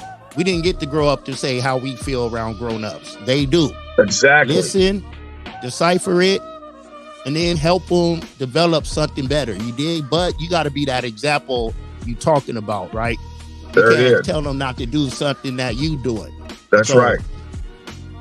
Guide them, give them guidance, knowledge, instructions, but give them the most important thing is be that example. Yes, sir. Thank you. I'm done, man. I said too much. You dig? Hey, go ahead. Hey, so beautiful. What you got to miss to the OGs, man? My phone going crazy right. Yeah, my phone going crazy right now. Miss to the OGs, not the young guy, the OGs. You talk to the OGs. Yeah. I'm gonna say this to the G's, man. The game ain't to be sold no more, man. Y'all gotta get the game to the motherfuckers that deserve the game, man. The game ain't to be sold, it's to be told, man. Get the game to the motherfuckers that deserve it. All right, 100. Man, my best to the OGs. G, let me tell y'all something, man. Stop arguing about shit that ain't got nothing to do with saving people, man. If we ain't talking about saving people, we ain't got nothing to talk. We don't care about what you're doing outside of that, bro. There it is. What you did to homeboy, we don't care about that. When we come together, fam, let's talk about what we agree on to save the people we need to help save, bro. We need to and the way that we come together as OGs, bro, we show unconditional love to each other in front of the world. This is what OGz and YoungGodz is about, man. We showing the world unconditional love. How OGz and YoungGodz can come together and build, bro. You know what I mean? Everybody on here can be a young guy. We got a message for them. A real message for the young guys, man. The lies and fake stuff, that's gone, man. We here now. So they can come to the podcast and get in tune with the OGz and YoungGodz, and we're going to make sure we give them some solutions to the problems, G. You know what I mean? So now y'all check it out. Thank y'all so much for that, man. I appreciate y'all for that. Hey, I got a public service announcement. Real quick. The whole time Trey Boogie was talking, it was 619. I screenshotted it. I'm going to send it to y'all. Love you, man. Appreciate you. All right, we gotta go to the new dope, man. We gotta go to the new dope, man, because, hey, man, we got some 5 videos coming up, man. Check it out. We finna go to the new dope era, man. We almost dumped the show. We gotta go to the new dope, man. Y'all gotta get it. We will see large numbers of poor people, and specifically blacks, going to jail and to prison, and they will not have a chance. In the early 1980s, the nation's slogan was clear. They've been setting us up forever. Crack now has spread to almost every American city. But what if I told you that there was more to the crack era than what the white mainstream news media let on? And that it went beyond black and Latinx folks who simply needed to kick a drug habit. The United States entered what became known as the crack era. They've been setting us up all this time. During the 1980s, a new drug somehow infiltrated low-income black and brown communities. They said it was never going to change. And chaos. What up, family? What up, family? Oh, what up, yeah. family? What up, family? Hey, man, how y'all feel about, the Cartel Pro? You know what I mean? The dope game, how they did us, man. You know what I mean? As it was telling us the trap, man. You know what I mean? The first thing they said was the trap, man. You know what I mean? Oh, man, that was the 80s, man. That was the 80s, you know. Real quick, big bro. The disconnection from the OGs, but the disconnection from the OGs and YoungGodz, this was the beginning of it, bro. The beginning of the disconnection came with the crack era. You see what I'm saying? Because when they put that in the hood, it was meant to destroy the OGs so the YoungGodz wouldn't be able to communicate with us and look at us like we zombies and hypes and somebody who went through something. Instead of learning from us, they didn't learn from us. They knew it was going to destroy the mentality of the YoungGodz, like SOPHYNE said earlier. That's why they took us away early. You dig what I'm saying? Took the guys who were going back there helping them. They took us away early. So saying that to say, the trap was, they set us up for this. The YoungGodz, the message is, the YoungGodz OG, they set us up for this. Understand that they set us up for y'all not to be honoring us right now, for us to be going to war with y'all right now. Once we understand that they set us up, now we know how to win the trap. We know it's a trap. Now we know how to win, bro. It's about us learning how to win. Doc, go ahead, but I just want to make sure I put that through as far as when it comes to the dope game era and why we are what we are today right now with OGs, the YoungGodz. Well, the crack era back in the 80s, lived through that. I've seen people like, politicians, people that were high level and, in government and education, washing windshields behind crack. Women, men, selling their wives for crack, to the dope man, But, that all started, to divide us as a people. We were more together back in the 60s and 70s. We raised each other, parents. If I did something at my friend's house down there, I might get a spanking and get sent home and then get another spanking by my parents. We just raised each other's kids like that. Communities was more tighter. People, helped other people.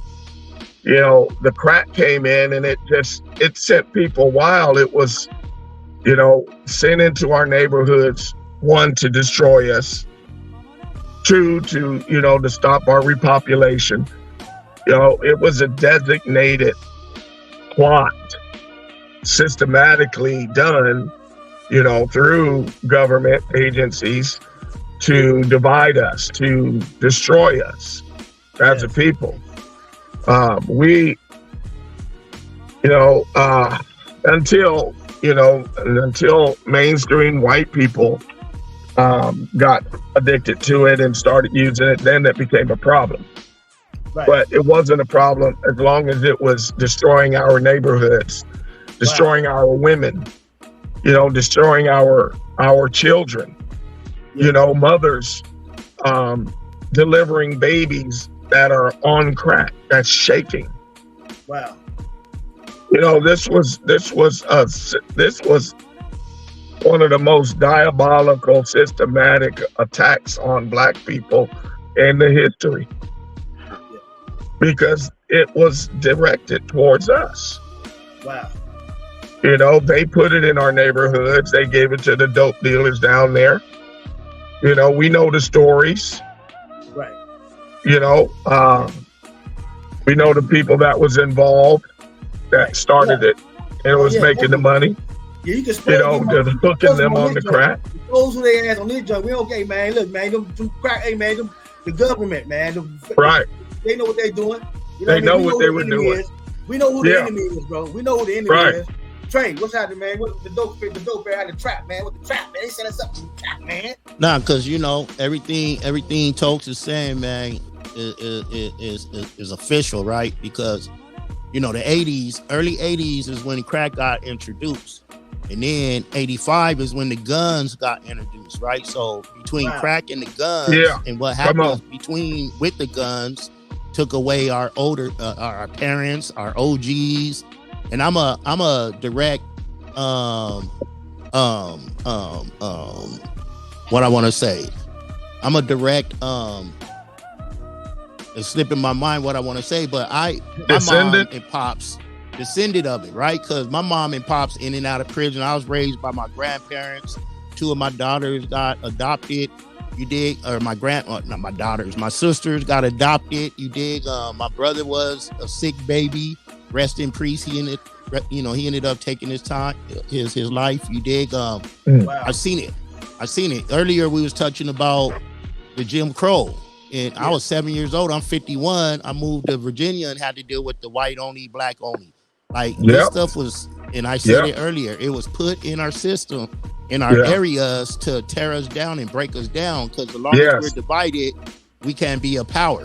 Yes. You feel me? As long as we're at each other, most of the time in Dago, you got blood and Crip, different colors, different fashions. You got the essays with the whoop. A family like myself is all mixed up. So I got cousins in every set, every hood, every this and that. You dig, and you go to a funeral or a family function and you see that we're related. But on the street, y'all fighting each other over this imaginary stuff, right? But it's breaking us down and it's everywhere. It's easy to say we need to come together, we need to do this, and we need to do this, but it's been being said for years and years and years and years and years that we need to do this. Yeah. It's something that we need to quit letting them break us apart. So as OGs, if you're not dead or in jail, if you still out here and you made that change, be the change the folks need to see, man. Be that person, be that example, change your life. You can't tell, a dummy can't tell nobody nothing. They say if you in a room with 3 dummies, you're gonna be the 4th one. Don't be that 4th dummy, man. Yes, sir. Thank you, big bro. Appreciate you, man. Yeah. What's up, man, with the crack? How did it affect your life, bro, the people around? Man, so check this out. I want to say this, and this is like a little bit of everything all y'all was saying. From me accumulating knowledge and seeing what's going on from the crack era, because, I came to San Diego in 1985, you know what I'm saying? And my uncles and all them, they was heavy dope dealers, you know what I'm saying? And as I accumulated the information and the knowledge and seeing what happened, it's crazy. I wanna say this. Just like Dr. Tokes said, crack was implemented. into the neighborhoods, right? It was an agenda. So understanding that, followed the 3-strike law, right? Wow.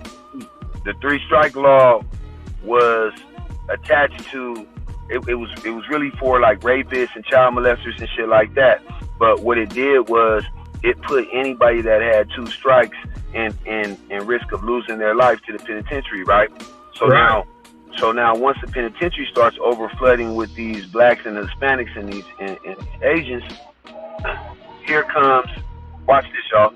Here comes, prison, people complaining, well, they're living in prison better than the people on the streets. So they took away conjugal visits.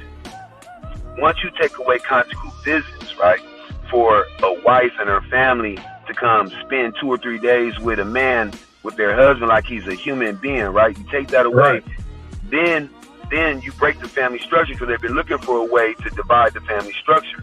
So come on now, thinking that it's the man. But once you see that you take that away, now you divide the family structure. Now this is what you hear. You don't hear no other race in America saying, I don't need no nigga. You know what I'm saying? I don't need no nigga. Listen to what it. So when you hear women every day waking up talking about, I'm a boss, I'm a queen, I'm this, I'm that, and you attribute it to energy, right? Well, what do you think 10,000 women saying I don't need no nigga at one time is doing? And then you losing your brothers and your uncles and your cousins. You like, well, I didn't mean to lose him. I meant to no good niggas. Well, you can't pick and choose what niggas you want to lose. Right. So everybody's pushing niggas away. Yeah. Right. What you speaking? That's right. Yeah. And what you got to understand was, once they seen that, they reversed the roles. They made it so that these women would be powerful and get a taste of what that power was. And instead of balance, because that's really what we had before we had balance. We had a man that would go to work and he would bring home the food, and a woman that would take care of the home things and take care of the kids, and it was balance. It was order. So now once you destroy the order, the natural order of things, you cause chaos. Same way they wrote, that them Jim Crow laws and all that shit. These are meticulous individuals that are sitting back with the greatest thinkers in the world, trying to come up with all these math problems and shit. They're running the planet. So it's just like, and we destroy ourselves. You know what I'm saying? And they try to use drugs. They try to use crack. And what happened was the hip hop community stood up when crack was whack. And it decimated the impact that people still use crack, but it decimated the commercial value of crack. You got to remember, cocaine was on the TV, it was on the news, it was everything. Until these white people started getting addicted, started killing shit, and started doing all this shit that you was talking about, Dr. Tokes. And then it was like, we can't blame it on white America. Crack is taking over the world, and crack is turning people crazy. Now it's crack. Right. You understand what I'm saying? So once black people caught on to that shit and we stopped using crack, they're trying to figure out where that money went. Now what do? Legalize marijuana. Wake y'all game up. That's right. What you do is, once you legalize marijuana, you can keep track of who's buying it, you can keep track of what's selling, where the money going to, and you're taking the money away from the street dealer. Just like they did liquor, man. Just like they did liquor, man. Right. So exactly. Just like so my thing is, we did a bag, baby. The crack era did a bit. It hurt us a lot, man. But also what it did is created hustlers. It created businessmen, not knowingly, because see, we didn't reverse it. We didn't take that. Now they taught us how to hustle, but not knowing they teach us how to hustle. You dig what I'm saying? So now we got prison did the same thing. Prison is college. You dig what I'm saying? So now I was going to say that. We like the Planet of the Apes. Y'all seen the Planet of the Apes? Oh, we know better now. You dirty. You take your hands off me, you damn dirty ape. When you know better, you do better. Listen. 1,000 pardon. When you know better, you do better. 1,000 pardon. When my first time I went to jail, right, in New York, like I was saying, right, I still have my BDUs on. Okay. I was out processing from the military, ended up knocking out this little butter bar lieutenant who just got out of college, ain't been nowhere. I've been to 2 combats. He gonna make these, Tokes tell you, military is legalized racism. Yeah. You deal with so much racism in the military. It's bananas. So dude was talking reckless. Oh, you gonna go back to San Diego, be on welfare like the rest of your people or blood? He was mad, right? Yeah. So I ended up 1-2 on him and then stomping his head on the side on the daggone concrete. So they took me in. But I'm saying that to say this. I was young. I'm saying this to say this. Little crazy Dago dude in upstate New York. But I'm saying this to say this. When I went and did that time in jail, I met so many people, and all I did was put a plan together, right? Organize some things, right? I had some some Vice Lords, some Moles, some P Stones, some Bloods, Crips, 5th Ward, 4th Ward. Like, we put it together. I got out and structured this organization in upstate New York. We're gonna have people on here that could verify these and talk about this stuff. And it just made me to be who I was born to be. Like I said, it took years of going in and out for me to look in the mirror and be like, I don't want to be, this ain't who I'm trying to be. You know what I mean? Man, I lost my thought off that. I'm thinking about too many things, but I'm trying to shorten it up because I know you're trying to go to the next section, but the segment, but we just got to. Let me tie my statement. Go ahead. Let me tie my statement, big bro. The crack generation. If you look at everybody on this communication right here, you got all these generations that are product of the crack generation. We're all successful individuals that made something out of nothing. They told us pull ourselves up by our bootstraps and then give us no boots, so we made boots. We went to prison, we made college because they took college from us. We got out to the streets, we couldn't get a job, we made employment. So at the end of the day, there's nothing that they can throw in front of us that we can't create ourselves out of. That's right, and that's always been that way. Yes, sir. Okay, bro, check it out, man. We're in the new dope section right now, so man, our bro SOPHYNE got a new movie coming out, man. You know what I mean? And I want to introduce our next video, man, for the new movie, bro. You know what I mean? We got the new dope, man. We got to show what the new dope is about. We got to show the new dope. Let's get it, man. What's the new video? What's the name of the video, G? Let's go. The beginning. Yeah. But you better pull that trigger, nigga. Because any motherfucker bold enough to put a gun to my head gosh to be crazy enough to pull the trigger. I apologize, y'all. This is my new single from the soundtrack of the movie Run Nixon. Fly shit, dumping asses out of E-classes. Hard to see these haters through these Gucci glasses. Rose gold tinted, all white linen. See, I've been him since the beginning. The world spinning, now I'm out to check the bag so I can clown. Stick my finger in the ground, turn the whole world round. Make it house like a pound. I'm sideways through your town. V12 super George with plenty hoes to go around. It's the nature of the business pimping. Stay down at all costs. I just beat a life sentence, so I'm assuming what my time costs. Retractable roofing, bugs on the coop and it's oh so exclusive. Got these doors bulletproof and shit. This game gets ruthless and it's fragile like a toothpick. Y'all niggas out here smoking and my young niggas poof shit. True shit. Her mirth would be the code. I swear to do a million years. I love both folks. Let's go. Driving big old expensive cars. I wanna be a fashion show. Lord knows. Wanna rock the flying clothes, yeah. Wanna rock the flying clothes. One thing I know, one thing for sure, it's like it's hard, y'all, yeah. You know it's hard, y'all. That's why I'd rather be a movie star. I think I wanna be a movie star. That's you singing? That's why I'd rather be a movie star. Yes, sir. Shout out to my nigga Sky Direct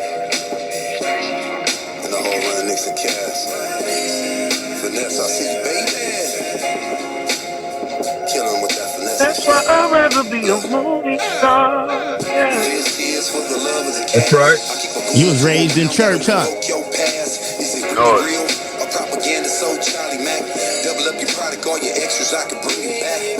Let's stop, pause, and pose for the camera. Banging to some Santana with bandanas. Tied knots around my leg sinus. 600 AMG. Oh yeah, that's the big body. I turned dirt into some fruits. Went from khaki to suits to blowing dozy out the roof of this AMG coupe. I came a long way from nothing. Sold some Gucci's for my Gucci. Put some diamonds in my smile. So tell how a nigga went from rags to riches. I went from having no dough or hoes to the baddest bitches. But that's the story of my life. They crucified Jesus Christ. I'm just happy that I walked away with 6 instead of life. But who am I? Besides another ghetto fixed shit. Ask about me, boy. They say my life life's a motion picture, but what make you stronger can't hurt you. The big homie so fine told me patience is a virtue. Even against all odds, tell them grind, boy, grind. And if the sun turn purple, I say shine, boy, shine. You see me, I'm a little more classy, nigga. But chances are, I'ma have to blast me a nigga, have to mash me a nigga. I'm lit like porch lights, finesse and track every time I write.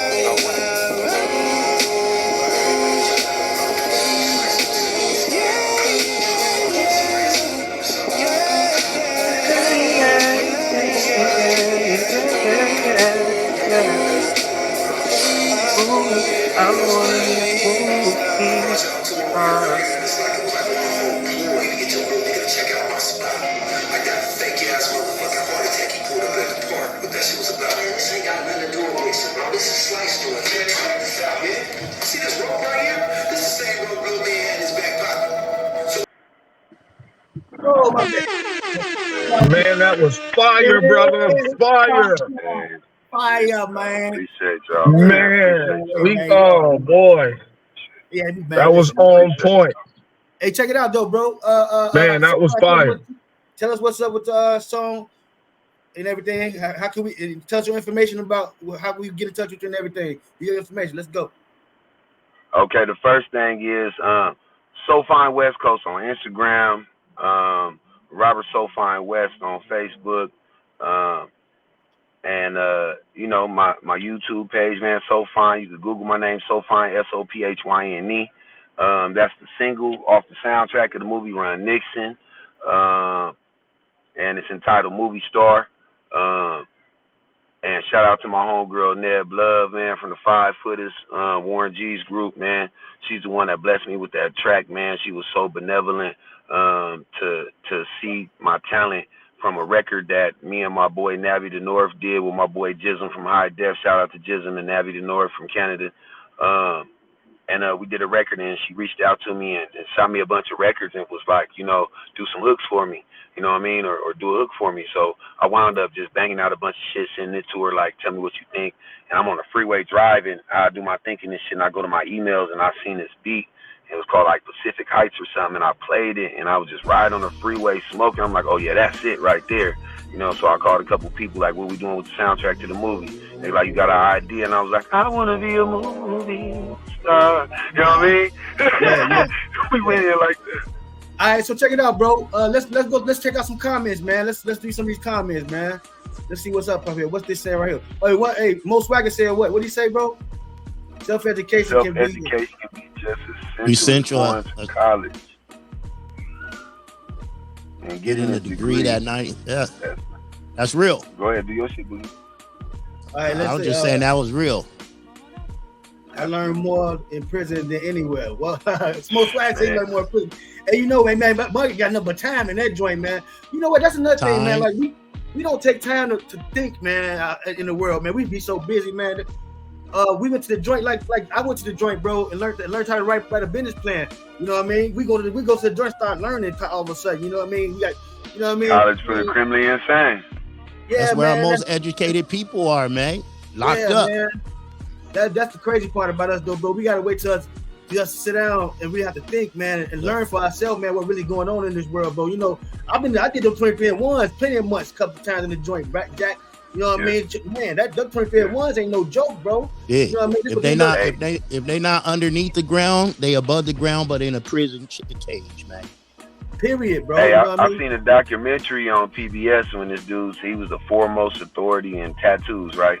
And they were asking them, like, you know, out of all the places you've been all around the world, where would you say the best tattoos come from? And he said, prison, hands down. Yeah. And they was like, why you say that? And he said, why you say that? And he said, because the creativity, the stress level, the level of passion that people put in right there. You're literally in a world, they just throw you somewhere and forget about you. They don't give you no mirror so you can forget what you look like. They you know what I'm saying? It's become that number.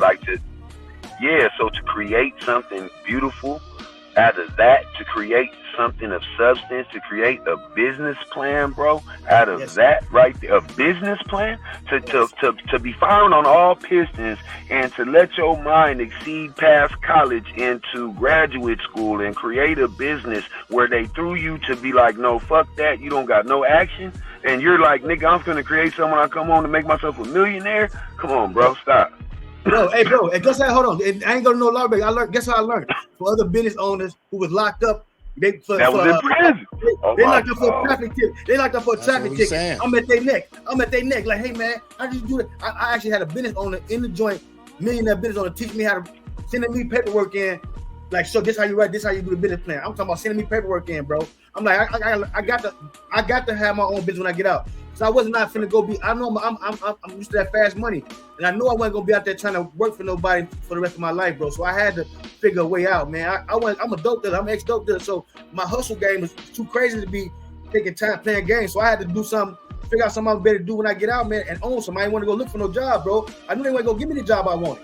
I'm like, fuck that. Replace the dope. Replace the dope with a different product, nigga. You know what I'm saying? You said last time.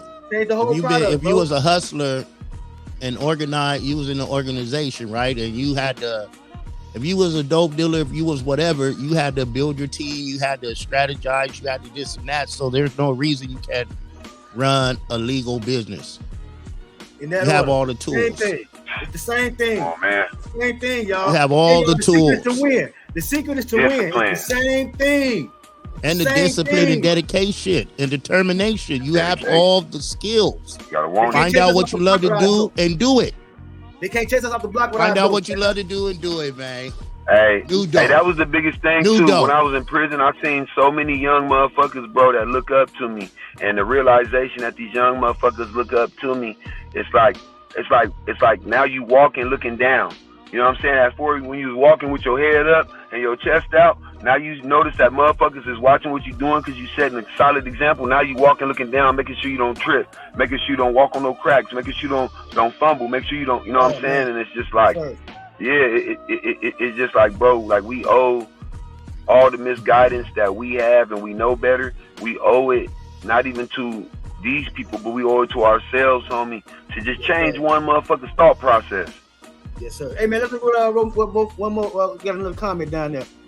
One way said, I did 13 months, said doing 23 and 1, 2 days out a week, and other 5 days, 24 hours in my room. My last year out of my 7 years. So look, G, he talking about he been locked up. He was locked up 7 years, and he did all that time. Now he in the bed locked down, talking right now with us. Doing his thing, man. Mo Swagger, man. His last year. And Swagger doing. Like, he did 7 years. Swagger doing more than most. He been in the bed 7 years, bro. Right. Doing his thing. He's locked up for 7 years. He did all this in the 7 years he's locked up. Then he get out. Then he get shot 7 times. And then he gets shot 7 times. He's in the bed right now as we speak, making videos, doing music. This dude's a bit doing more than a lot of people that in a situation. That's my motivation right there, man. Swagger, I'm glad you introduced me to him, Shout Body. Yes, sir. That's my motivation right there, dealing with what I'm dealing. Man, if he could do it, I could do it, man. Hey, man, I ain't gonna lie. Now, man, we gotta get back. We got some more dope to sell. We got some more dope to sell, man. We got some more dope to sell, y'all. I'll be excited when I sell my dope. You know, I feel like I'm on the block right now. You know, I used to be on the block. Like, hey, I got that. Hey, man, listen, I got some new dope to sell, man. Man. So check it out, man. We finna go to SOPHYNE. We got another SOPHYNE joint, man. We got, hey, man, this dude, man. I'm talking about he be on fire. Oh, it's my dope. Oh man. We gotta do one more for you. We gotta do one more for you real quick. And then we gotta go to the video of the week, y'all. Now, matter of fact, hey, SOPHYNE, can we go to the video of the week first, then come back to you? Can we do that? I'm asking you. Why not? All right, Man, come on, ladies and gentlemen, we are now introducing to y'all the video of the week. Video of the week, man. Y'all better rock out with my man. He's going down.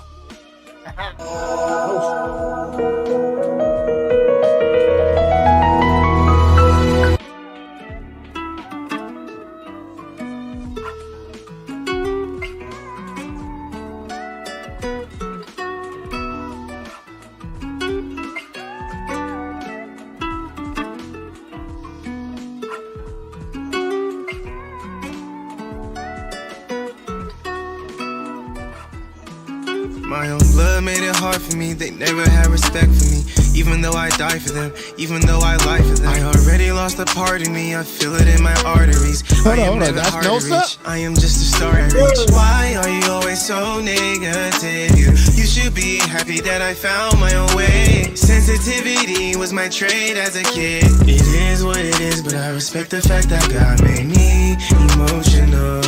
God made me emotional. God made me emotional. So emotional. So emotional. It can be hard to see the real me. The walls of Jericho surround my surface. Hiding pain is easier than showing it. But it's getting hard to hold these feelings in. I might crash out. Oh yeah. I might crash out.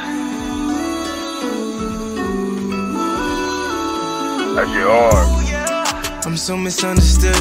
How can good intentions bring about all the Debbie Downers? It's me with that foul talk. I ain't never stopping, never. It's me with that foul talk. I ain't never stopping, never. No turning back, all the calls being made. I'm being bargained to the highest bidder. I'm paying for my mistakes while eating up all this cake. It is what it is, but I respect the fact that God made me emotional. God made me emotional. God made me emotional. So emotional. So emotional. It can be hard to see the real me. The walls of Jericho surround my surface. Hiding pain is easier than showing it. But it's getting hard to hold these feelings in. I might crash out. Ooh-wee. Yeah, that was hard. Big up to Nosa, man. Something told me I'ma ball on these women. Showcase. Something told me I'ma put them in they feelings. Something told me better pray cause you winning. Something told me they gonna treat me like a villain. Something told me I gotta ball on these women. Something told me I gotta put them in their feelings. Something told me you better pray cause you sinning. Something told me that I'm smarter than my enemies. Smarter than my enemies. I got you, guys. Something told me to let them think that they ahead of me. He's dope. He's dope. Something told me that I gotta learn the hard way. Something told me they gon' treat me like I'm Kanye. Being misunderstood is my forte. Something told me never let them in your business. Something told me you already started, better finish. You shot this, shout. To have a thought up with these women. Something told me money took over my feelings. Something told me disappear when you heal it. Something told me I look better in designer. Something told me I got the drive of a tiger. Something told me go hard cause they time up. Something told me I can't quit on a mission. Something told me that I gotta win on my licks. Something told me run down Western Avenue. Something told me to hop yards like Sabumafu. Something told me I'm Usain Bolt without my shoes. Something told me never panic with the merchandise. Something told me if you survive you gon' make it right. Your gut feeling is the key to life. Something told me I'ma ball on these women. Something told me I'ma put them in their feelings. Something told me better pray cause you winning. Something told me they gonna treat me like a villain. Something told me I gotta ball on these women. Something told me I gotta put them in their feelings. Yeah, I mean, Something told me IE. you better pray cause you sinning. African youngster. Big up to OGz, his manager, man, Omar. Yeah, OGz, love OGz. Yes, sir. In a wheelchair, doing his thing still, man. Big up to him, man. Yeah, man. Y'all know we had to put the young God in the big 8, man. Say that. Young Say God, that. man, Nosa, man. He won that next. Who's next, man? The second one. The first one was Cat Condria, and then he was coming through doing open mic, coming from IE. Big up to OGz for bringing him. And then he got into the showcase, and he won, back to back. He won the first one, and then came back and battled again, and won it, and got the prize. He won that video, man. We shot that video. We shot that video in Lake Elsinore, man. Shout out to Lake Elsinore, man, California, man. We rock with y'all. Y'all know what it is, man. If you won, you got $200 cash, a 2-hour, 3-location video shoot. But Shout Body did triple the locations. You got 2 hours studio time, mixed and mastered. You got on, Let's Chop It Up on a promo run on podcast. I hooked him up with Miss Sherry. What else we do for him? A photo shoot so they could get professional stills. And I did 30 days. I did 30 days sound. What is it called? With the SoundCloud. Spotify promo. Through through Boogie's Flavor, entertainment. We do all that. Dope, man. We always giving out some. You need a press release. You need an EPK. You need promo. YouTube, Spotify, Instagram, whatever you need. Go to TreyBoogieOfficial.com. You dig? You dig? Got that new dope in the building, man. We got new dope, man. Let me tell y'all something, man. This was a good night, man. You know what I mean? Hey, man, this right here, this video right here, man. My man SOPHYNE, man, hey, man, I gotta get it to you, bro. You went hard. The first verse, man, you brought me into that joint, man. You went in on this joint, man. Talking about how you want everything, bro. I want everything. You explaining it in a fashion where you ain't bragging about it. You just let them know how you want everything. You know what I mean? How you coming in all and okay, like Mac Dre. Yeah. You did for real shit, bro. So that's what I feel about this next track, man. It's called Everything, man. This the new dope section, man. So we gotta hit y'all with everything we got with this new dope. Go ahead. Let me say this about that record real quick. Yes, sir. Yeah, shout out to my boy Joe Fado. Shout out to Large Professor. Shout out to Tabs from Alcoholics, man. Shout out to my boy Sincere, man. When I was out there, man, they made me feel like I was at home, bro. And I recorded the record. I was out there on the run. And I got to go back to New York for Fashion Week and shoot the video with my nephew, Ray Got Skills. Shout out to Ray Got Skills. Y'all need the video. Ray Got Skills, man. Instagram, Ray Got Skills. Let's do it, y'all. Hey, man. So this everything, man. Hey, man. Listen, everything, my man. SOPHYNE West in the building, you dig? I got y'all know. I want the money in the car. Cars and clothes. Magic can take place. And right now in New York City, I feel like I might just have one if I can execute this right. I'm in the building with the legendary Liquid Crew and the beat next. Watch this. Our Father who art in heaven, hallowed be thy name. Say salam to the soldiers living, dying to bang. Crack a jaw, fuck the law, how the street code goes. Press niggas like fly suits, I'm in this booth on go. So sick of this bullshit, I'm stuck in this bullpit. 9/10 of this game is position, don't be foolish. I'm living life on the edge, just a pig in a square circle. I learned at a young age, keep them squares at the circle. They say patience is a virtue, so I grind, boy, grind. If the sun turn purple, I say shine, boy, shine. It's an everyday thing, the gang bang where I'm from. But it really ain't no fun when the rabbit got the gun. That's why I'm always trying to come off as a classy nigga. But chances are, I'ma have to blast me a nigga. Have to mask me a nigga. I'm lit like porch lights. Finesse the track every time I write. I want the money, the cars, the clothes. I want the foreigns, the bag, the hoes. I got the juice. I'm too sauced up, honeyproof. We too bossed up. I ride Chevys, that new vet thing, or that for the Panamera when I switch lanes. I want the money, the cars, the clothes. We don't fuck with you niggas, we don't love you hoes. I want the money, the cars, the clothes. I want the foreign, the bag, the hoes. I got the juice. I'm too sauced up, honeyproof.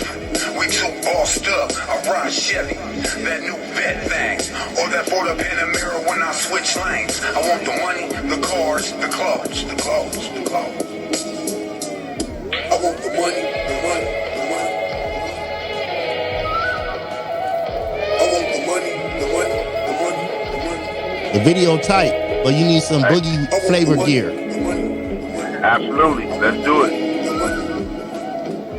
Got you. You already know it. I want the cars, the clothes, the hoes, the gun clack against this medicinal drawer in my backpack. 101 northbound, 64 Cadillac. All I ever wanted was to be the biggest baller. Fuck the baddest bitch, flip a rag, deuce and Paula. Now I'm dressed in liquid, smoking loud with beat nuts. Clutch a 38's best, better duck when the heat busts. Most don't realize there's three type of people. One gon' watch your every move, anxious to repeat you. The next nigga, yeah, now you only good at talking. The third type will execute every time you walk in, every time it's popping, every time we split the trap. Money is the topic, the topic. We hot like boiling lava, keep it lit for my people. There can never be no equal to no little ghetto conmigo. But who am I? You think I'm just some basic street fiction? Ask about me, boy, they say my life's the most addiction. I love big cars, big breasts, big guns, big checks, loud weed, glass packs, duck down, bust back, bust back.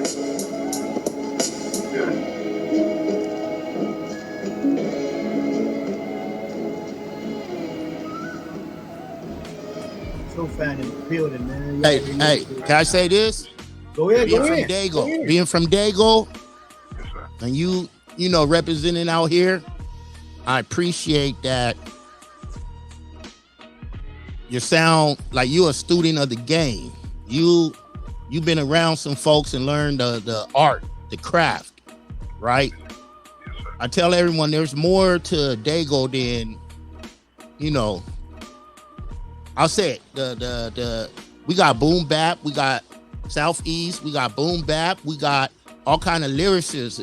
Dago got artists out here, and I appreciate you not riding the coattail of the Gangster Earns, Black Mikey.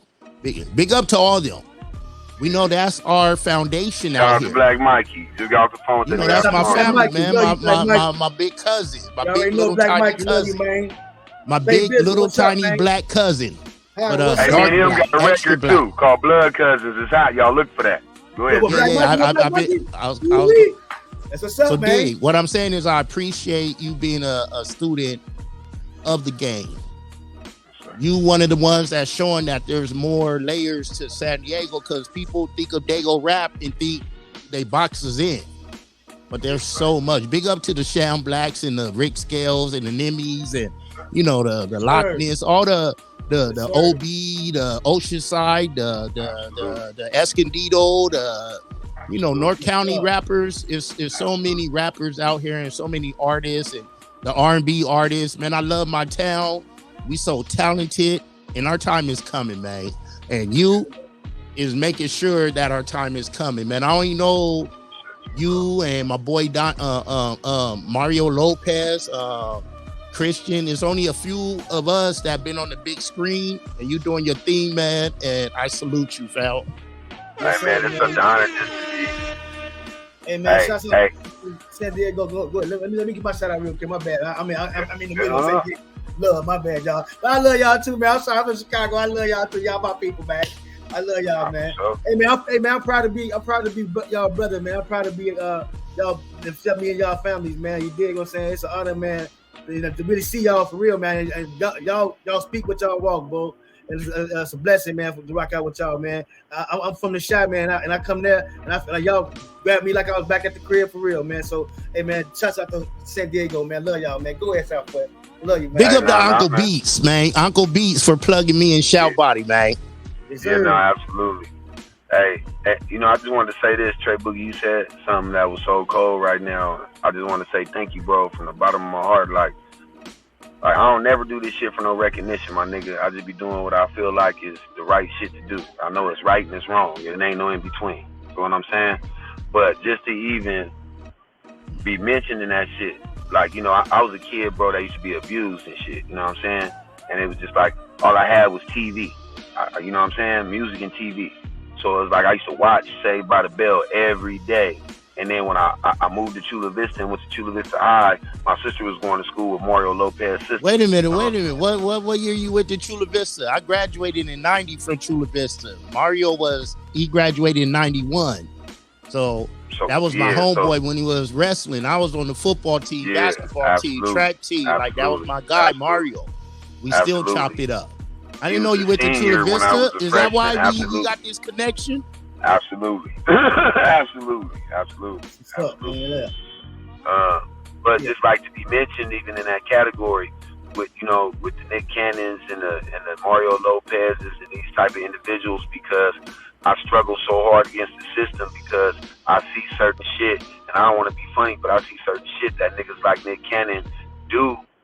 Like, you know, one year I was out here downtown LA, I gave out, you know, 300 turkeys downtown San Diego, and Nick Cannon's in downtown LA with Dr. Dre giving out turkeys. And I'm like, I don't get it. You know what I'm saying?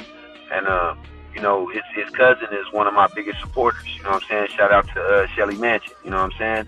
And everybody got Yeah, and everybody got their struggles and go through their shit, but it's just like when you do shit, it can't be self-serving. You gotta do shit for your community because your community is the people that put you where you at. Man, you shouting out, but we found out, you know, you grew up with my stepsister, man. Who's your stepsister? Shanina. My dad is Sylvester Hicks, man. Trina, rest in peace, and now rest in peace to my dad, man. They were married for what, 14 years, 15 years, man. You know. Yeah. I'm him, man. I'm Trinell Hicks, man. You dig? That's it. Yeah. Mr. Trinell Hicks ain't a punk rock. Oh, no, that was my Let me stop. Hey, check it out, y'all. We over the 2 minute mark, 2 hour mark, right? But look, we gonna get 10 more minutes in real quick. But I want to make sure everybody get their thing in. So I just want to get the solution to the problem out the way, then we can finish them off, y'all. But the solution to the problem, man, well, we gonna come up with this, y'all. Check it out. I got y'all too. We finna talk about nicknames. This is gonna be our last subject today for the night, the nicknames. And when I'm bringing up nicknames, because of the last song on the show gonna be called nicknames, me and Godson, and by all us having nicknames, so-called nicknames, I feel like we should break down why we call us that nickname, who we are. Okay, and if I break mine down first, I will. You know, I love to break mine down because they want to play with the game. You dig? So I can go first. So, you know, but I want to get the OGs for the subject for the night is called nicknames. And then one more thing before we answer that question is I'm gonna let y'all know the big question for the night is, so y'all gotta know this before the podcast over with. If y'all can't know about next week, it's cool. But what year did the first Thug Bible come out? That's the question for the week. What year did the first Thug Bible come out? That's the question of the week, y'all. If y'all don't know about it in this broadcast, then I will put the 3 years up and y'all next week. Anyway, back to what I was saying. Can I drop a hint, somebody? Can I drop a hint? Just one hint? Give him a little bit, just a little piece. Okay, if I could drop a hint to y'all, for y'all intelligent listeners, I would say Kobe Bryant dropped 2 digits. Yeah, good one. That's great. I love that. All right, check it out, man. So, the nicknames, bro. I'm not so fine. Where your nickname come from, bro? Man, it's self-explanatory, you know what I'm saying? And then you honor it as a nickname. I'm gonna put that in there. And then you honor it as a nickname. I'm gonna put that in there, like that, just like that. Where your name come from, bro? We won't know that. You gonna call him no man so fine? What do we call you so fine for? First, I'm Lil So Fine. You know what I'm saying? Shout out to my big homie Waddell Jones. You know what I'm saying? One of the realest that ever did and get away with it. You know what I'm saying? You know, I'm a young dude from Southeast San Diego, and I got a homie named Lil Head, Morgan Knight, and that was my everyday nigga. And we used to be outside at a young age. And if y'all know Lil Head, when we was like 14, the nigga like he was 30 already, tattooed up all over his body, voice hella deep like this. It was crazy, like a cartoon character. And we used to be standing on the corner, and Waddell is his cousin. So we used to see Waddell. Waddell was Big Pimpin'. We used to see him flying down the street with this big ass green glass house with the Raiden hat. And niggas like, he gonna give me that hat. I'm gonna get the hat. And then, you know, we got older and shit, and I started going to school out there in Imperial Beach. And there was this girl used to chase me around school all the time. Oh my God, you're so fine. She was a nerd though, I ain't gonna lie. Like a real nerd. Oh my God, you're so fine, with the mouth guard and all that shit. And I went to another school and everybody like, oh, you that so fine guy, and it just stuck. You know what I mean? Oh, that's good. That's good. That's a good stuff. I love it, man. I love it. Thank you, man, for sharing that with us. Cause we don't know where them names come from. They'll be like, what? So, you know, we gonna get the world what it is. You know what I mean? This is where we come from. You did, and that's why we honor where we come from. Trey Boog, come on, man. I keep calling you Boogie, man. And Boogie Flavor. What? Man, what's Listen. Man?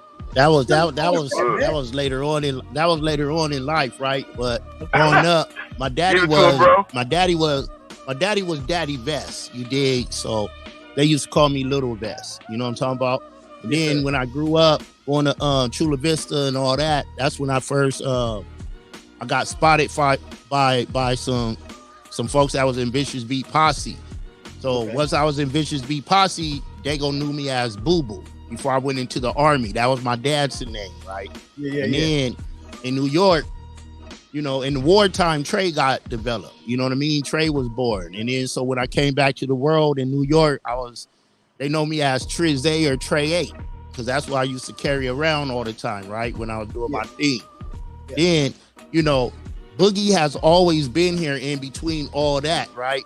And when I came back and I was back on them boulevards and stuff and going state to state, they said the way I used to have them walking around on them tracks, it was like they was dancing, right? So the homeboy, none of these nicknames I gave myself. You can't give yourself a nickname, man.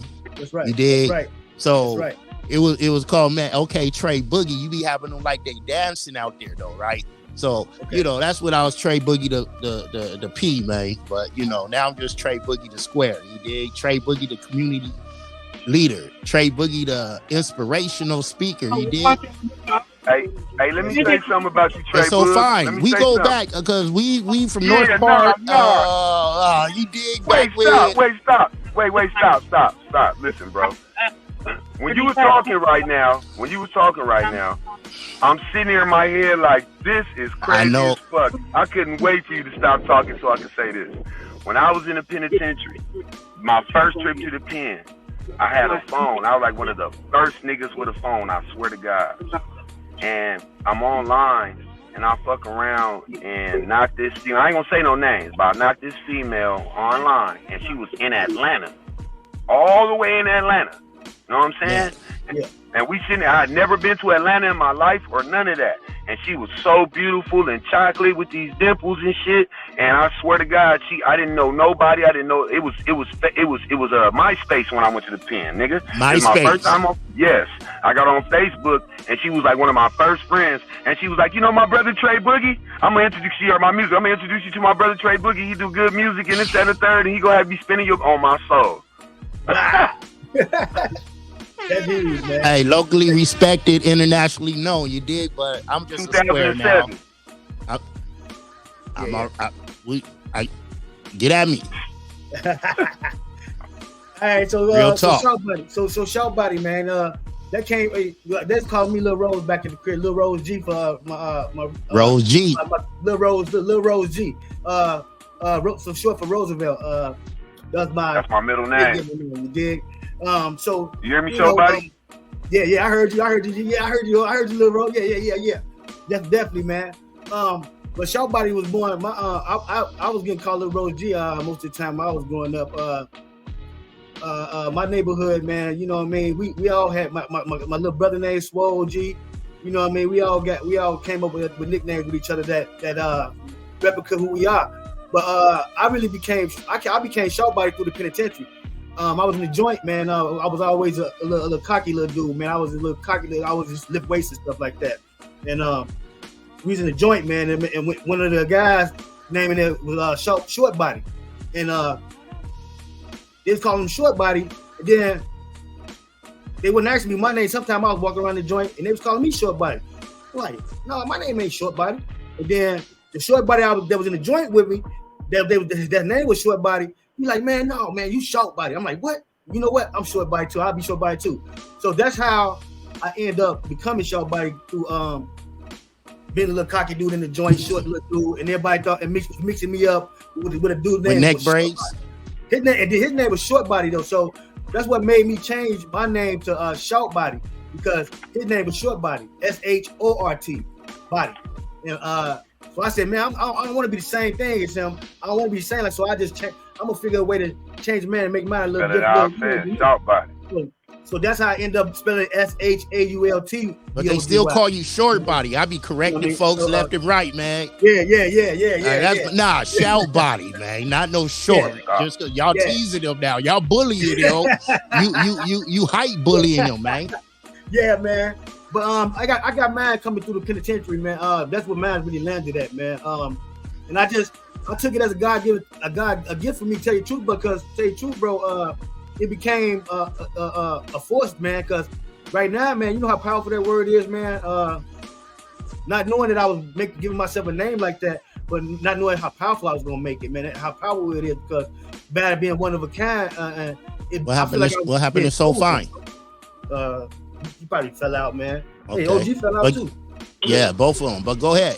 Hey, y'all, we almost over with the show. Almost over, man. We gonna be out in 4-5 more minutes. Yeah, I do apologize for the technical difficulties I've been having on my end. The Yeah, man, my bad, OG. Yeah, my phone just completely had died. We talking about nicknames. We talking about nicknames. Shout Body saying where his nickname came from, so we gonna need you next, pal. Yeah, we gonna need you next. Then we gotta close out, bro. All right, that sounds good. I'm gonna finish off, bro. I'm almost done. So yeah, my name came Shout Body now. And then what happened was I ended up studying the name and found out what it really came from, man. And all of a sudden, I found out the name was it's a real powerful name, bro. I looked into it, man. Found out what the S mean, the H, the A. I actually posted on Facebook what the name mean, man. It was unbelievable because it resembles. It has something about being a king. It's about being a king and being powerful, and it says something about doing something with others without expecting nothing in return. That type of person, and that's what the definition was, and it scared me, man. It scared me, man. When I seen it, man, I'm like, whoa, whoa, you know what I mean? So that's where my name came from, man. That's why I honor it so much, and that's why I'm actually gonna get my name changed to Shout Body from Roosevelt. For that reason, because it came from the heart, man. The guys was calling me Shout Body from the heart. Trademark it. Trademark it. Hey, show Mo Swagger's comment about his nickname. But yeah, let Tokes tell us how he became Dr. Tokes. Because I'm pretty sure he had different nicknames before Dr. Tokes. I want to know his military nickname. Dr. Tokes came about with the product, basically. Dr. Tokes came with the product. I'd had a former name that I was going with, an African name to describe the natural leaf. I think it was called Bobamba. That was the name of the first company that I was going to do, was Bobamba. It was a Bobamba leaf that I was imitating the name from.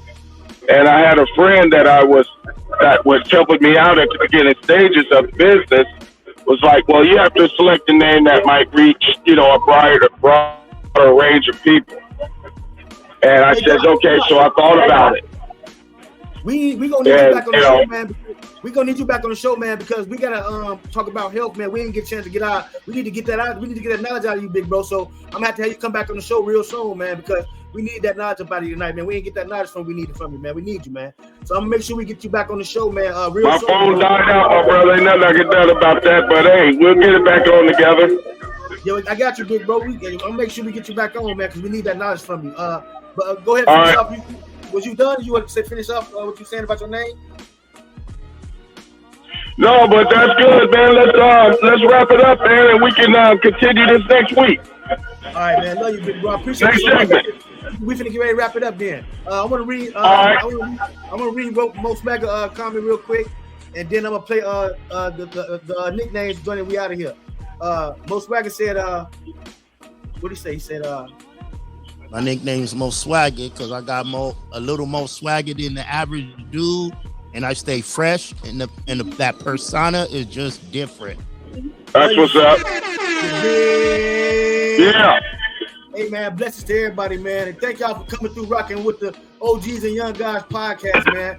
We needed y'all here tonight. Y'all came and rocked out with us, man. We really, really appreciate y'all, man. All right, for sure. Hit the joint, Shout Body. Hit it. OGz and Young Godz. Hit that real quick. Man, y'all got OGz and Young Godz. Play it. There it is. Yeah. You ready about that? Yeah. Hey, man, love y'all, man. All right, God bless everybody, man. Blessings to both of you. Trey Boogie, you're my prayers, man. Hey, man. Much love, you're my prayers, bro. Hey, we gonna beat this, bro. I'm gonna send you a text of some things, man. The Dr. Shady formulas that help with this camp with this stuff.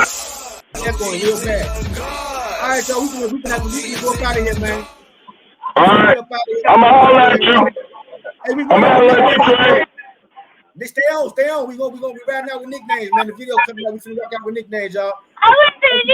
Get in. Flavor, Dr. Tokes, SOPHYNE West. Love y'all, man. We out of here. Real name. You want my real name? Sorry. My real name is Slave on the names in the hood. This is my nickname. I'm always thank you. Pressure not gonna bye, sweetie. Niggas riding round town like it's all hood. G from the gutter, so I'm serious with game. Them boys be hitting blocks, taking niggas' nicknames. I'm always living under pressure, knock on wood. Niggas riding round town like it's all hood. G from the gutter, so I'm serious with game. Them boys be hitting blocks, taking niggas' nicknames. I remember the nightmares and bad dreams. Now I can't even sleep, man, it's a bad scene. Tired of seeing hood soldiers die, we lost faith. I'm a concrete gorilla and I won't hesitate to make a bitch nigga bow down, watch his body break. That's why I stayed on my grind until I sold weight. The jungle dangerous, niggas be out here getting full, smoking blunt, drinking yak, and making money moves. You ain't a gutter, none other, and it ain't shit clean. You either dirty as hell doing your block thing, unless you're wearing your ghetto pass, it's too late.